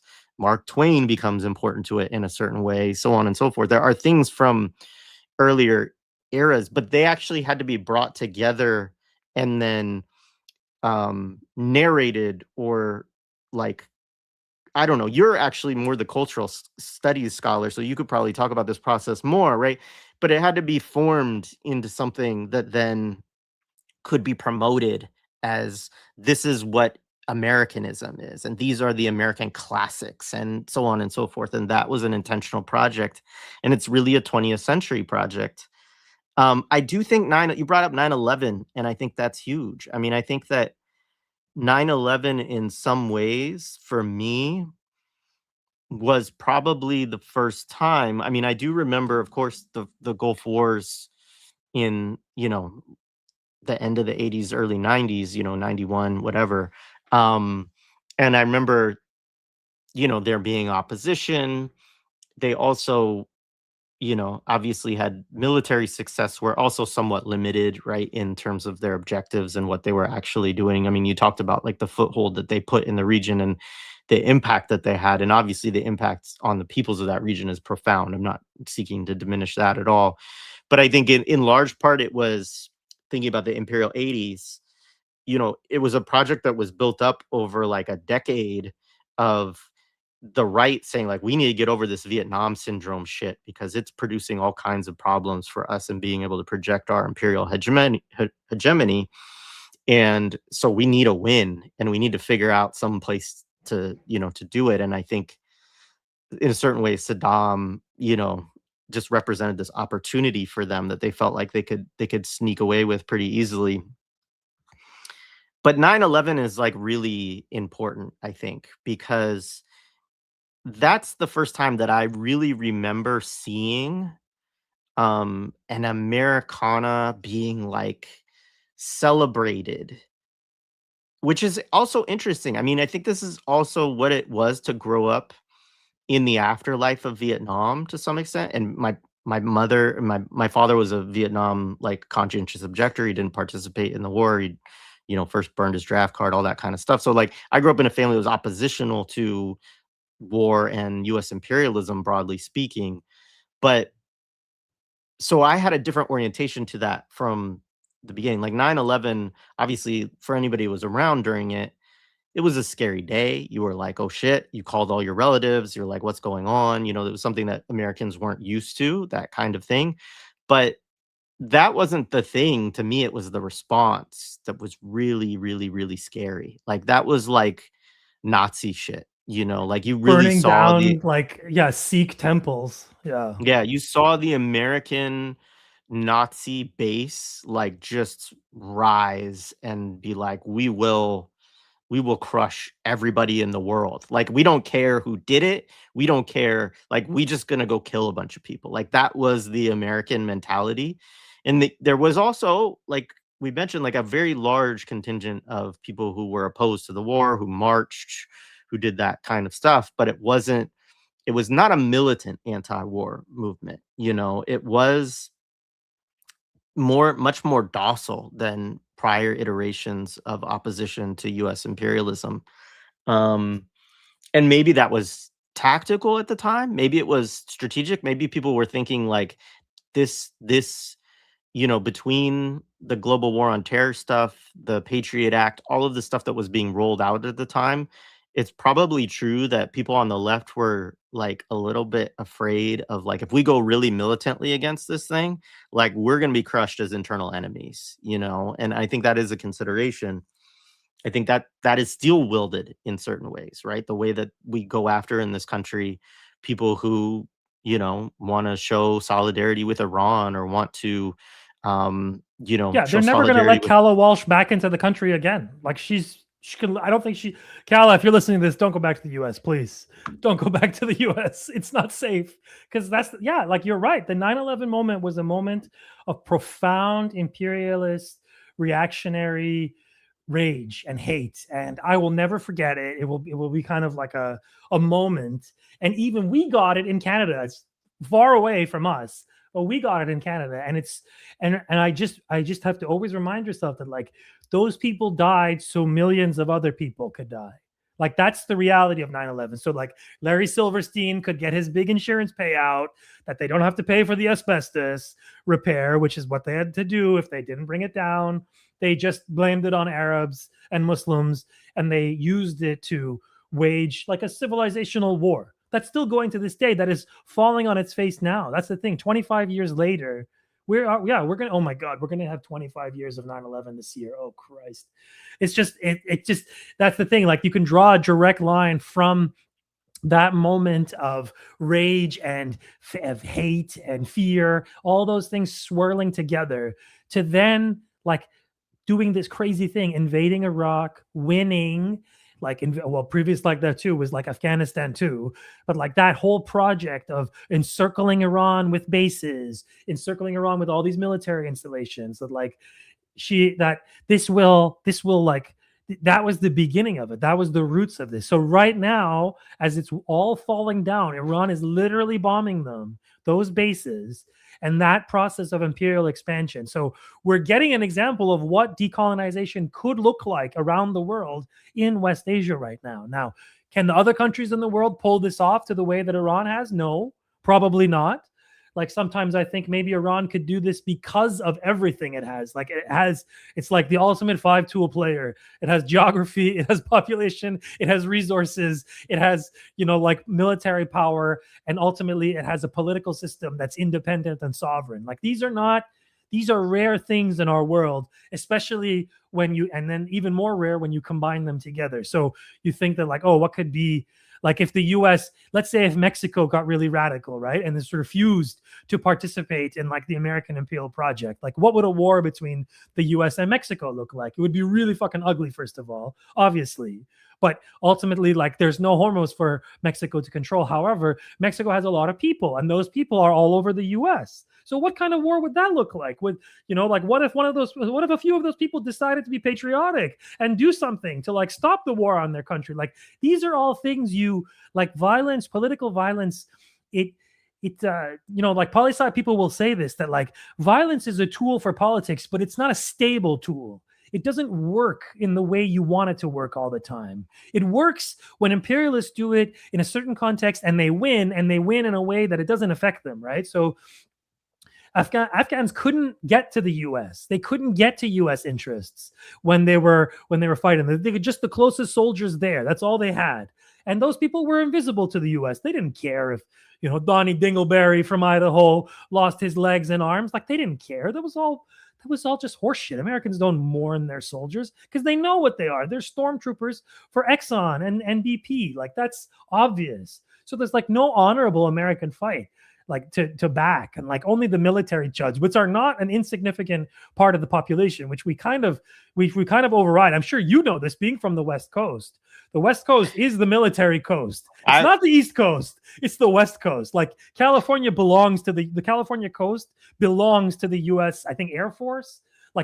Camp Pendleton is in San Diego. San Diego. So I was recently in San Diego, and it was the first time I'd been back there in a long time. And I have, I have family, right, that was in the Navy and then the Marines, right, on my mother's side. And, the last time I had been down there had been to visit them. And I didn't, as a kid, you don't think too much about all of these things. Like, going back there recently, I was like, oh, the reason that they were all down here, is because this is a fucking massive military base. Like, this whole region, like the city, they have, the big naval museum there and all that kind of stuff. And there's just like, there's bases, and there used to be more bases than there are. But like, yeah, it's amazing in that respect. And I have a friend who's down there who tries to organize, shout out to him, tries to organize like Iranian, like anti-war stuff and so on and so forth, and like is principled in how he engages with it. But like, shout out to him for taking that on down there. And it is small, as you can imagine it would be, right? But like, that's the, like, when I came back, I was like, yeah, that's the belly. Like, that's the belly of the belly in a certain way. There are these places across the US where the military basically just owns the cities in certain ways, right? And also, it's not just the West Coast. Like, it's also areas of the South and areas of like the South Atlantic coast and so on and so forth too. And like, areas around like Maryland and Virginia, North Carolina, and so on and so forth, and Florida in certain parts. And there are these different places. It's always near the coast, because they're always thinking about different types of deployment. And when we were in the San Diego airport, there was a bunch of kids. I don't mind saying this. I mean, I'm sure they were 18 or 19 or whatever the fuck, but they're kids that are all like decked out they had their backpacks and everything. And I'm just thinking, like, you fucking, poor dummies, and I mean, you could say like they should know better and all of that, but there's so many different forms of indoctrination for people that young. I mean, I grew up around folks that joined the military, and, it's just like, look, we grew up watching fucking G.I. Joe cartoons as kids. Like, like, you think that doesn't have some impact in the aspirations of people and what they see as valorous. But you're right in terms of there is no, and the right, of course, deeply resents this, but there isn't really any kind of national mourning of dead U.S. soldiers. And there's not, I mean, 9/11 produced a very specific moment in which there was this appetite for like a bloodlust that was like raised. And I don't know what it would take to regenerate that at this stage 25 years later. I mean, it's scary to think about that and think in those terms. But it would take something very, very substantial, I think, to reinvigorate a kind of mass support for people, for this appetite for people to send their sons and daughters to some type of war, which is why I don't think, I know there's all of the thinking around ground invasion and this kind of stuff. Never gonna in happen. Iran. Never gonna happen. Knock on wood, but like I can't. That's always been very hard. I would have conversations with Abdul Jawad about this with relation to U.S. maybe involvement against the Axis or Iran, like early on, like post October 7th and all of that. And I just was like, I always have pumped the brakes on those because I'm just like, I remember what that post 9/11 moment was like. And we are so fucking far from that as a society and culture right now, again, that it's really hard to think of in those terms. And so that's interesting in another way, right? I don't see the appetite for resistance in the same way. Although maybe that depends on where you are. Like, I know that, we had a good conversation with Nick about the anti-ICE stuff in Minneapolis. Like, there are these pockets and these moments where something happens within communities where you do see like a bigger jump into forms of resistance to a kind of like fascist project. I just think it's hard for Americans at this stage to imagine themselves doing that for peoples elsewhere in the world, which is fucked. Like we can name that. But I also think that it is related to this, the relationship that we have to violence that's done to others, and like how much media also that we've been inundated with to just dehumanize and also like cartoonify or just create violence that's on such a scale that it's just like totally overwhelms the senses in a certain kind of way and just washes over you, right? What does that do generation after generation to people's ability to kind of just, accept that, yeah, well, of course there's violence in the world. I mean, John Wick just killed 275 people in that movie. Like, what are you talking about? And I think that's, I mean, that's a remember big reason why, like, that's, sorry to interrupt, but like that John Wick thing, you're onto something, because like that's like in a lot of ways, American culture like trains you to be a killer, to normalize this kind of action movie violence and imagine yourself a vigilante, and the grievances of a certain class of people and their fantasies of whatever control get projected to millions, if not hundreds of millions, and because of US cultural power, like billions of people. So billions of people watched Lord of the Rings. Billions of people watched this like insanely racialized narrative of like, oh, here are these darkies choosing the side of the bad guys. Like, they internalized that stuff. They had a bunch of Aryans fighting evil. Like, come on, man. Like, it's not like, and then you watched his follow-up King Kong. I mean, that dude has a race problem. Peter Jackson is a raging racist. Like, he can fictionalize it all he wants. He can deny it all he wants. But the bro has profound racial anxieties that manifest in his movies. And we just eat it up here. They give him 15 trillion Oscars. Like, here you go, Mr. Race Fantasist. Here you go. Here's your little Race Fantasist award. Like, that's something I think that if we can do anything in this world is to chip away at this racial thing, at this racialization project.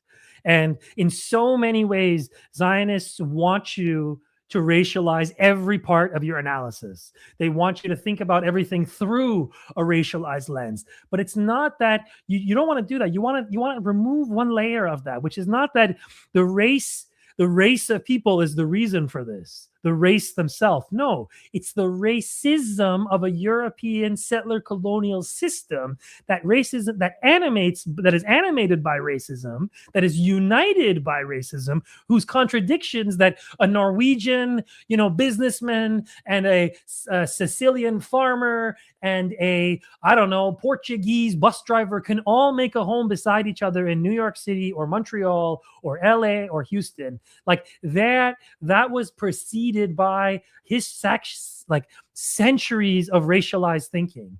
So if there's one thing that we can do, and obviously, Jared, this is like one of the central tenets of your project, is to think about racialization, to think about the role of, say, anti-Black and anti-Indigenous violence to the formation of our identities.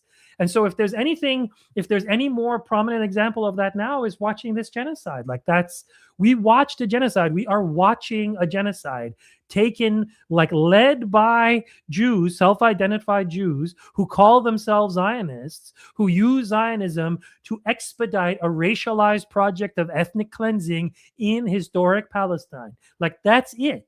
They use their own minoritized identity that they imagine for themselves, because Jews have been white for many decades now, at least. They have not experienced structural racism for many, many decades.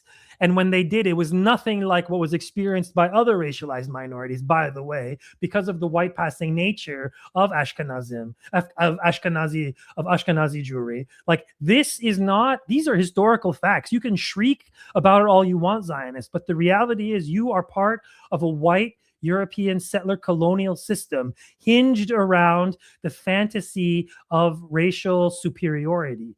Now, here's the thing: instead of using that thinking to a point and then removing themselves from it or separating themselves from it to a certain register and taking it apart and thinking about like, okay, that's probably not a good thing. Maybe we should integrate our schools. Like maybe we should mix our sports teams. Maybe we should, like instead of doing that, they went backwards and they said, oh, no, we do it harder. We do apartheid harder. In fact, we do apartheid the worst kind of apartheid, which is apartheid with machine guns, which is we're not going to separate ourselves with you from politically. We're going to actually murder you. So this is an interesting, and it's not like this is not like part of the US story. It's that at a certain point, anti-indigenous violence just simply didn't work for the expansion of US imperialism. It just, like Washington's memoirs or whatever, like the bro had to deal with like his own problems on his land, the land of like this swamp land outside of his estate and wherever, Martha's Vineyard or wherever his house was. Like these are local problems. Racists don't deal well with local problems. They just have racism and they rely on someone else to do that. Usually a racialized person, by the way. Like the irony, of course, and that's the history of slavery. Like it was enslaved Black Africans who were dredging up his lands, who were like building his agricultural empire. If he murdered them out of racial lust, would he be where he was? No, it doesn't make sense. Like if he just straight up murdered them all in the way that Zionists fantasize about, of having complete ethnic cleansing, it just wouldn't have worked. There was no labor on the land. It didn't make sense. So that even the fear of it, like even I don't know, maybe I'm pushing too hard on this, but I just think that Zionism has perfected racism or evolved racism. I don't know. Those are the positive connotations of those verbs. I don't want to give them that, but it's the sense that that they've elevated, and again, positive connotations, but they've done something. They've crystallized or extracted. How about that? So much racism that they've reached a new sort of diamond core of race hate. But that diamond core is lethal to themselves and to their own project. They need Palestinians to rule over. They need them. They need them as part of their project. They need to hate them to keep their own community together. But how long does that work? How long does that work for them? It doesn't. It just won't. Yeah. I mean, the answer is I don't know to how long. It's the thing that, so I agree with what you're saying, right? I do think, I mean, I don't know that it's totally unique historically, maybe, but it certainly harkens back, right, to a prior period, I don't know if it's like Rhodesia or if it's, the US South pre, I don't know, around 1920 or, or if it's Nazi Germany, it's all of these things. It is in that echelon and that pinnacle of forms of racism that are really, really volatile, right? Because, and it's interesting, right? In particular, maybe the distinction between a lot of those other periods, I don't know where Nazi Germany would fall in this, but between a lot of those other That's a good periods example. That's a good example, actually, of a is self-destructive racism. yeah, is that at least if you go far enough back, the racism wouldn't have been that abnormal, right? Yeah. So like other European countries would be like, yeah, we deal with our fucking racial colonial projects like slightly differently, but we all hate these fucking people, Yeah, we right? Like this feel the is same hatred we towards feel them the that you do. Yeah. right. We have some different, approaches to trying to manage it, but like we're here for the supremacy of our people over the rest of the world and so on and so forth. I mean that sentiment is still there among segments of the population, in Europe for sure, in the United States for sure, in Canada, etc. But it is not, I would say it's weaker, much weaker now than it has been, right? Like there are a lot of liberals who are racist for sure in their own ways, but are more in line with what you're talking about of like, I mean, so I just saw the Odyssey and we did the thing on it yesterday. Christopher Nolan's another guy, by the way, in that Peter Jackson school of fucking fascist, racist pieces of shit. But his example is one that still works for a lot of liberals, which is like we'll put Lupita Nyong'o as Helen. We'll bring in Travis Scott to bang the stick at the beginning of the thing. You know, and so it's like a diversification, which of course pisses off the right because they're like, the Greeks are all fucking white dudes who look like me. It's like, no, stupid. But that diversification project, right, is the kind of liberal version of this, right? To say, hey, we're all going to do conquest together and we're all going to like do these things, but you can come with me as long as you play your role and as long as you assimilate in a certain way and so on and so forth, which again, to your point, is not something Zionism is willing to do. At least Zionism requires at minimum, right, that we need a very ridiculous apartheid system that's heavily militarized, and we need to constantly just blow people up around us. Like these are just our basic, baseline level of racism, is you have to accept those things as like non-issues all the time. And we have the ongoing ethnic cleansing of their land, right, and steal more of it every single day and displace people from their houses and all that kind of shit. That baseline is incompatible at this point with where most of the world is. I do believe that. Like historically, no. And there's plenty of cultural resonance that Zionists can seek out through different societies of saying, well, you did this, you do this, but as just like a baseline every day, like most people look at that and are like, you are retrograde, like 19th century, 17th century, like racists. This is not, like you said, I don't know if it's perfected. It is the reactionary, it is this like look to this past. It is that it is like a historical. It's a crystallization. I should have said that. Yeah. And like, this is what's interesting. This is an interesting thing, Sina, though, is that the number. So the Democratic Party and like mainstream liberals in the US, I think, are a really interesting thing to examine in relation to this, right? Because they are still, for the most part, more comfortable, right, with funding that and with not wanting to alienate their, you know, serial killer brained Zionist friend than they are to supporting Palestinians. And so this is like such a incoherent thing for me.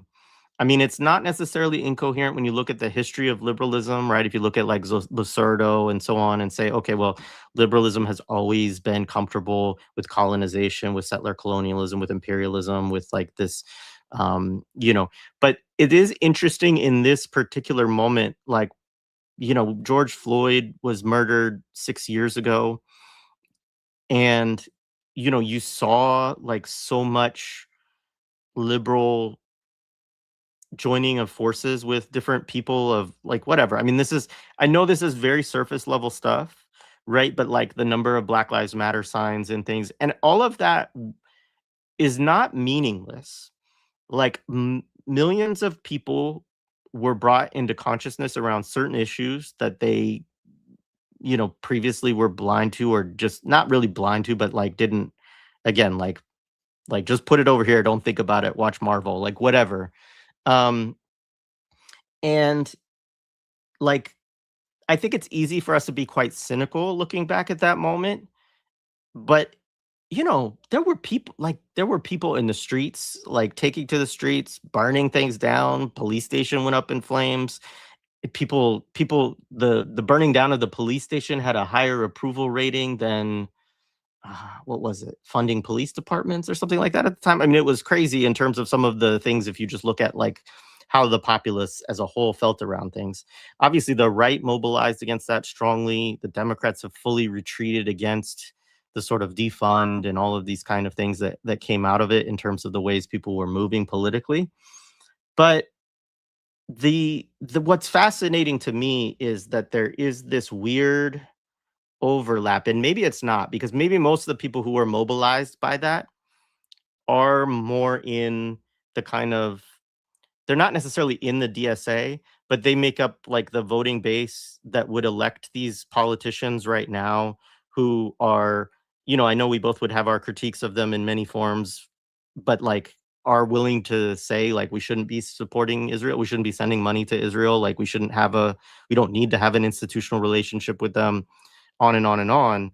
So maybe that's kind of like where that energy is. I think this is also like the passivity point though too, is that like it's interesting to see that stuff happening electorally, and then you're like, what else is going on? Because if you're just investing your energy into like electing a few politicians here or there, like I'm sorry, like I don't see that becoming some kind of groundswell that's able to change policy in some kind of way. But maybe those are some of the things there. The other thing that you said is like the John Wick point about conducting the violence. And I used to think about it in that way. Like when I watch Rambo or Predator or whatever, is like teaching us to be the perpetrators of the violence. And that is part of it. And but I think they know that that's a smaller segment of the population. And like, that's one of the goals.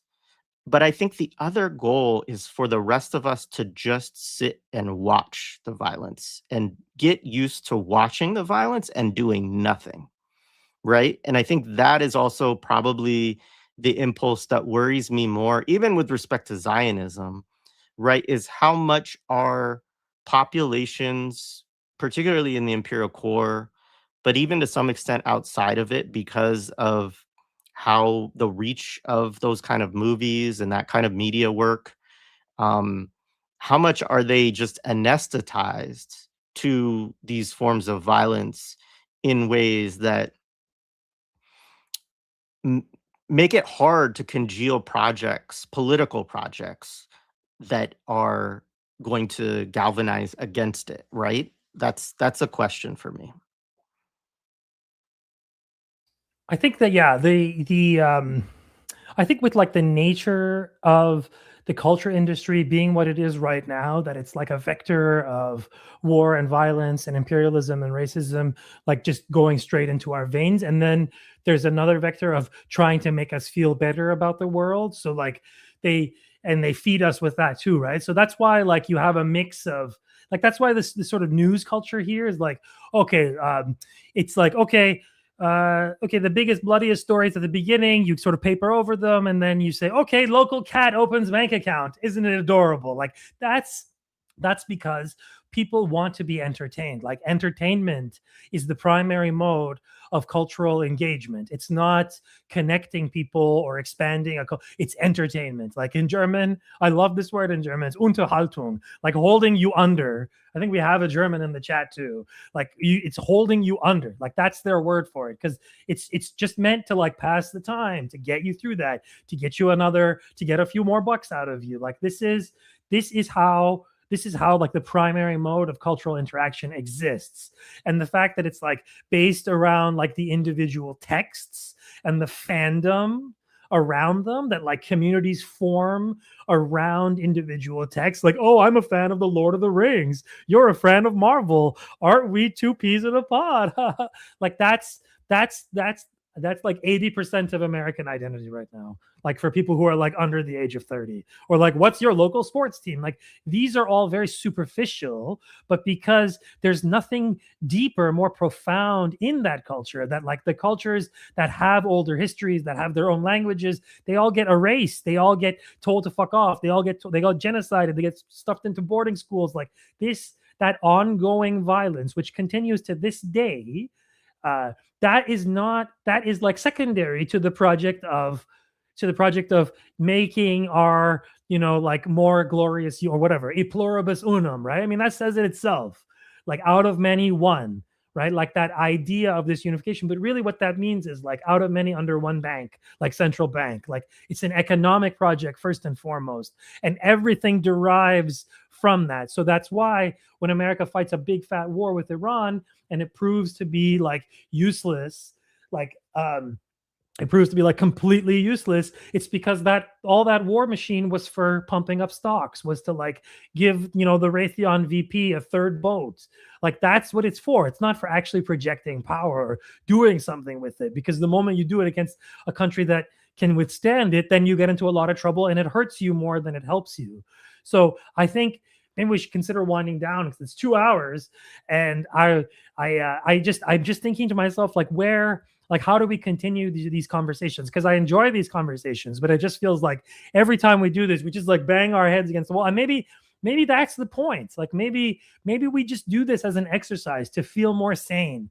Like that's probably why people listening to us now still. Some people have been with us for 2 hours, which is hilarious to me.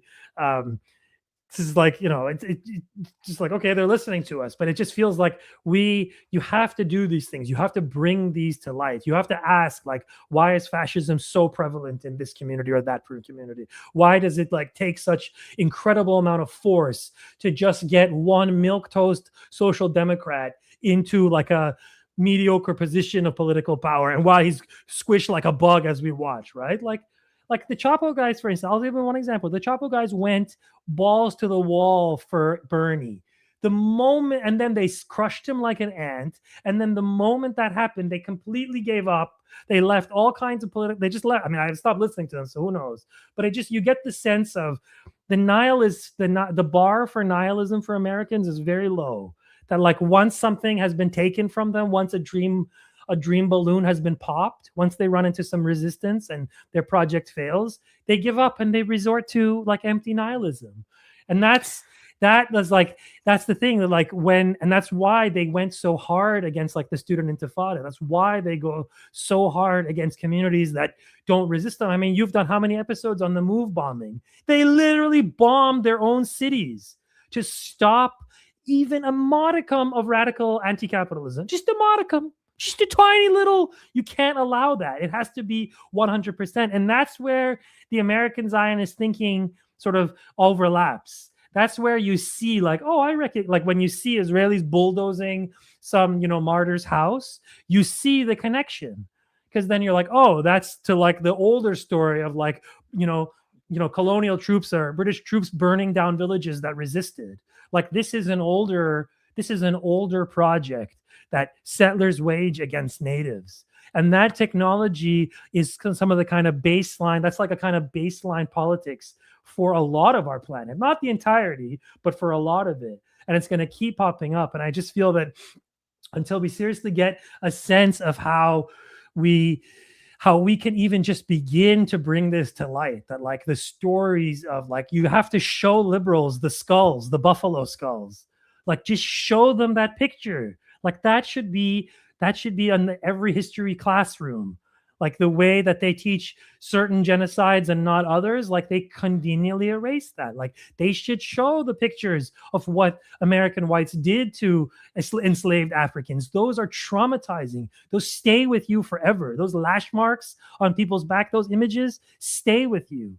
If you're me, at least, they stay with me. I don't know. Maybe other people can resort to that stuff. But I just think that in the last 3 years, we watched something very profound to our political world, to our 500 years of history unfold. I mean, it was definitely like a new version of it, definitely like a way violent and way extremely concentrated version of it. Because if the imperialists could wage war like this in the 18th century, that if they could do that, they would have done that, but they couldn't. It was intimate, close contact. It was like you have to literally Amherst has to literally give the what are the blankets? The smallpox blankets. The smallpox blankets literally have to give them away to it. Now they can drop, God knows what on Gaza from far away. They can do it. It's nice, clean. But that's the thing, like the Iran war, and maybe I'll close with this, is that Iran denied the US a clean war. And that's what imperialists want. They want clean fighting. It doesn't mean their side doesn't die. Lots of people died in the conquest of the US of Turtle Island. Lots of people, lots of their own people, which is to say, it wasn't like some sort of clean thing. And same with the Brits too. Brits died all over the planet building their empire. But ultimately, they would win. They combined more wins, and then, or at least their wins, or like they would like win, but then sort of lose, or they would reach a stalemate and make a deal. Then they would just break the deal. Then they would just go around the deal. They would deny water to those people. They would kick them off their land. Like that's how they win after the fact. And like genocide is the basic operation of that project. But the fact that Israelis are so dedicated to enacting that genocide when it and this is the weird thing, and this can sound weird coming out, but it actually doesn't help their goals. Their goals aren't aided by genocide. They're hindered by genocide. But the thing is, their goal is genocide now. It's always been genocide, but it's that stability of their project is less important to them than their racialized hate of these native people. So this is something so profound that we're watching, and to the point where, like this guy, this Abu Naranha, Donald Trump, in charge of the US, is clearly being blackmailed. Clearly, it's so obvious. They had a whole operation to get guys like him into a situation where they could never not do what they want them to do. And here, this is what happens when you do that. You lead your country to a disastrous defeat that not only, it's not like the US hasn't lost before, but this defeat invalidates all of their prior wins, and it erases all of their forward progress that they made, right? Because the US also mixes too, right? The US mixed, right? Like Dubai, Abu Dhabi, those are Western countries. Those are projects of the West. They're administered by pedo, aristocratic, Khaliji Arabs, and laboring class is like a brown army of basically slaves, of like indentured servants and whatever. Like, sure, it's peopled by non-whites, but ultimately it's a fused project. Like those, and that's why they have to have American military and British military in Jordan. They can't just trust Jordanians because it wouldn't work. It just simply wouldn't work.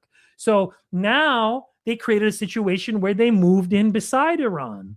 And now they're regretting that because now they gave Iran more targets. So all of those resources, 35 years of like getting your, truck out and putting all your stuff into your apartment, going to U-Haul, putting it in there, like moving your stuff. Like that's what the US military has been doing to the region. It's been bringing in all these, probably by now, like trillions of dollars worth of assets into this extremely important to threaten Iran. So that one day, which is the day which turns out was February 28th, that like, that they were going to launch this war and it would be done and we get our dividends and we have 100 years of perpetual Zionist peace. And that's what their dream is. Like that's their fantasy. But that's the fantasy of someone who believes in their own racial supremacy and their own genetic supremacy first and foremost, and not a realistic person that assesses the world around them. That says like, this is a disaster. This country is a massive fortress and it has a bajillion missiles and drones and we're going to enrage them. And then by the way, Hormuz, and by the way, like they're in the middle of the freaking Asian continent, which is proving to be the most important continent again.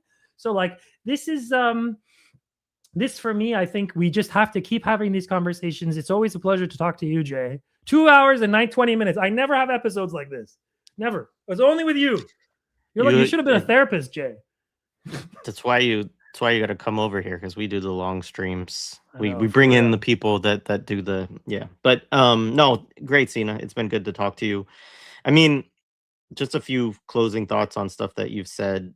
I mean, the defeatism thing, I do think that this is one of my fundamental issues with electoralism, and particularly with electoralism being like the primary vector of your politics within the US, is that you get so attached to what happens in these individual races, and it's so easy when you then lose to fall into kind of defeatism. And I think, I don't know. I do encourage people always to like join organizations. You talked about like going out and touching grass and connecting with people. And that, that's really what I mean is like I do think that stuff like this, it does risk falling into being a commodity, being entertainment, right? So on and so forth. I get that people get some psychological benefit from hearing people that see things in similar ways to them.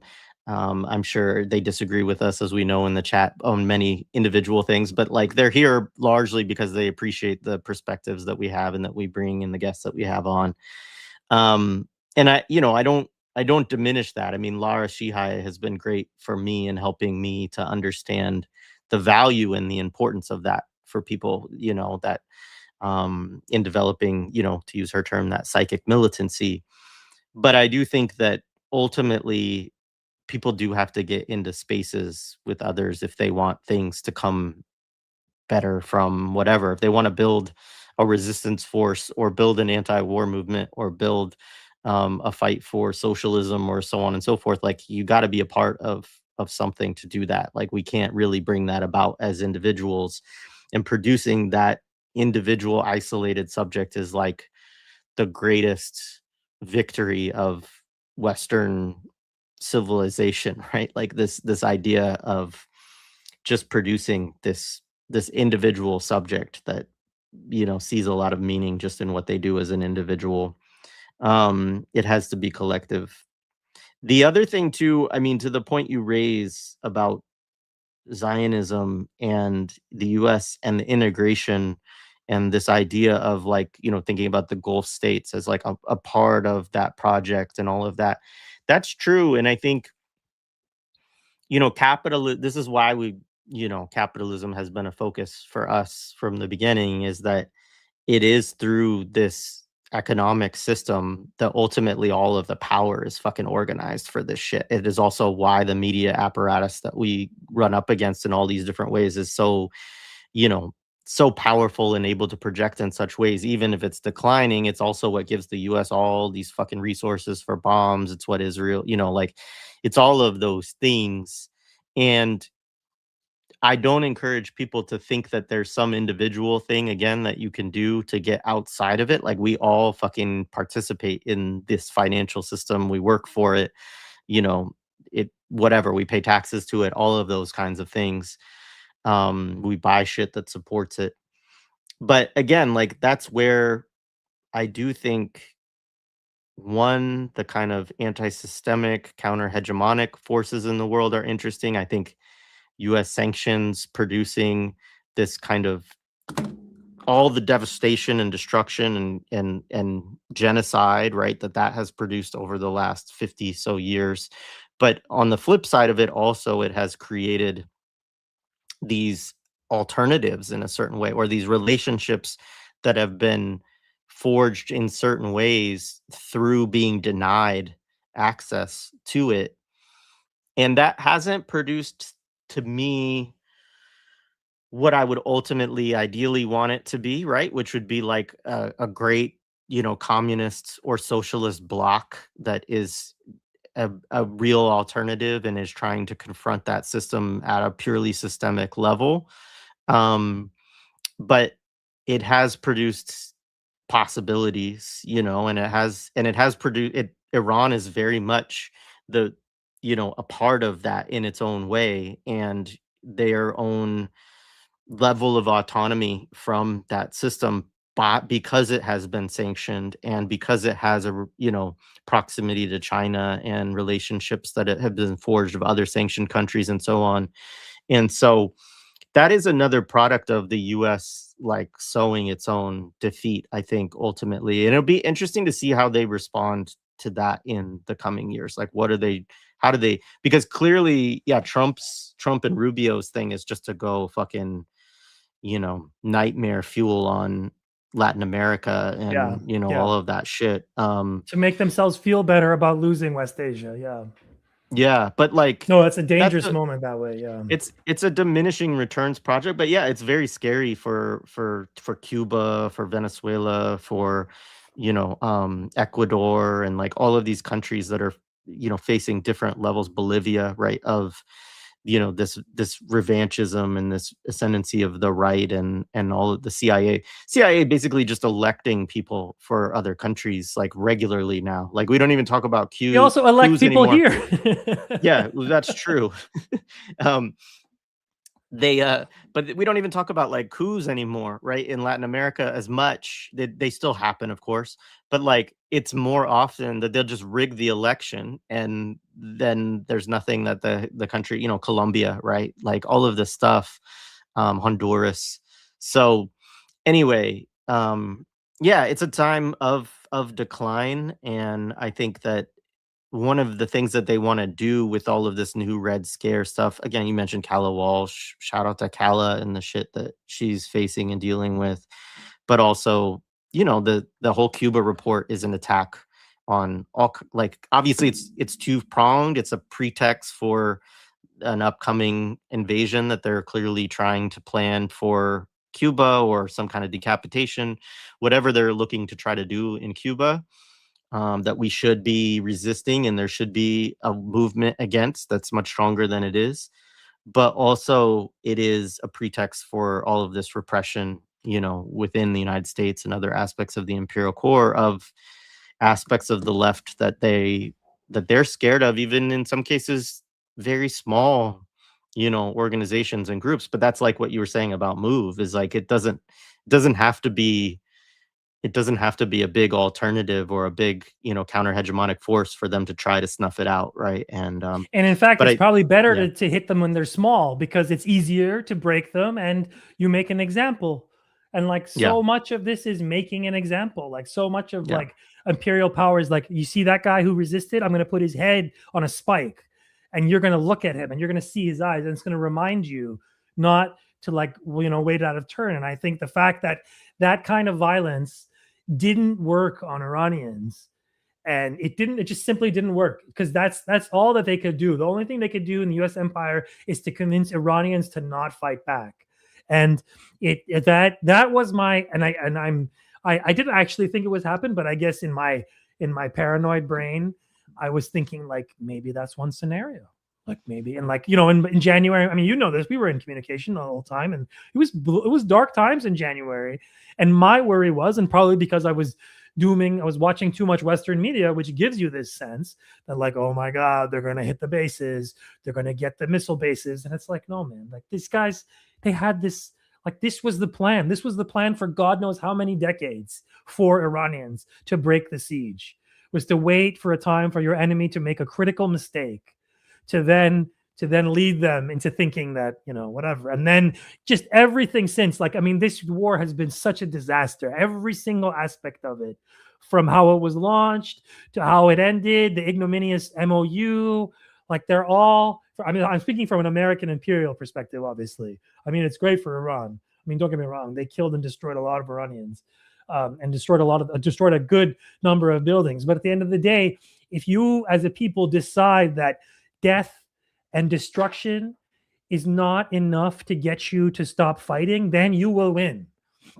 You will win. Like, that's the lesson of the world. That's the lesson of this war, that you will win. And I mean, maybe it's also that thing I brought up earlier, that Iran has like the 5-tool player thing.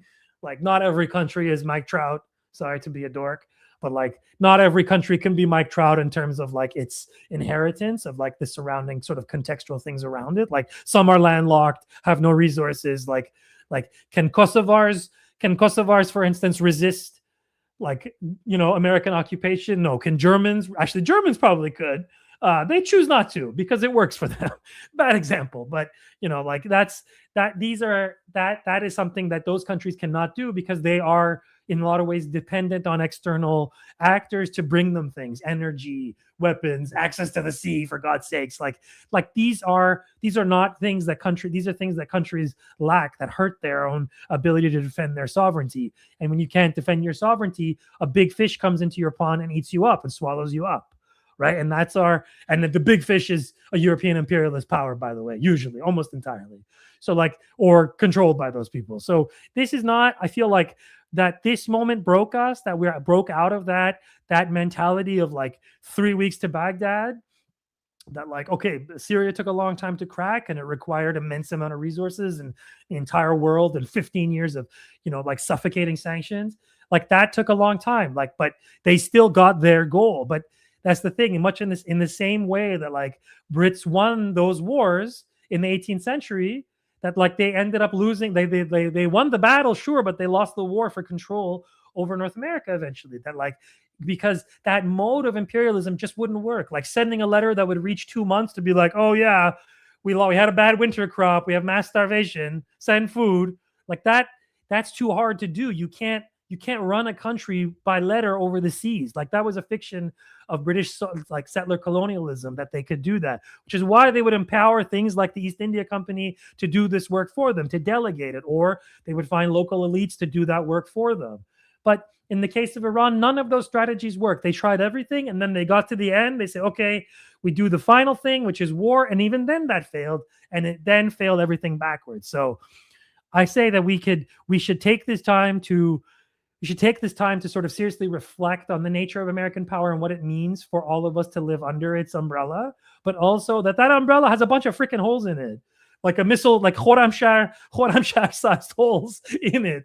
Because at the end of the day, the U.S. is a paper tiger, that its power that it has over you is psychic and economic, which is not insignificant, mind you.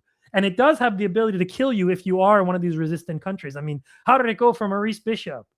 I mean, how did it go for him? They just straight up came there in an afternoon, killed him, and then left. And we've never heard of independent Grenada again. I mean, I haven't followed Grenadian politics for a long time, so it's not I don't know, maybe there are moves and stuff like that. I remember the stuff in Jamaica. The president of Jamaica, or prime minister actually, she was talking last year. And I also think the fact that China has now provided okay, you don't like that system? How about our system? You get all this nice stuff and we don't bomb you. We build you bridges, actually. We build bridges for you, actually. So that's even the Panama stuff. They tried to fuck with China's connection to the Panama Canal. Panama backed out. They couldn't even bully Panama into remaining anti-China. No, the U.S. is definitely declining from the world. It's just, what do we do inside of that decline to help accelerate it? Yeah, no, absolutely. Couple things as we close. Appreciate it, Sina. But we should lift up a couple of campaigns.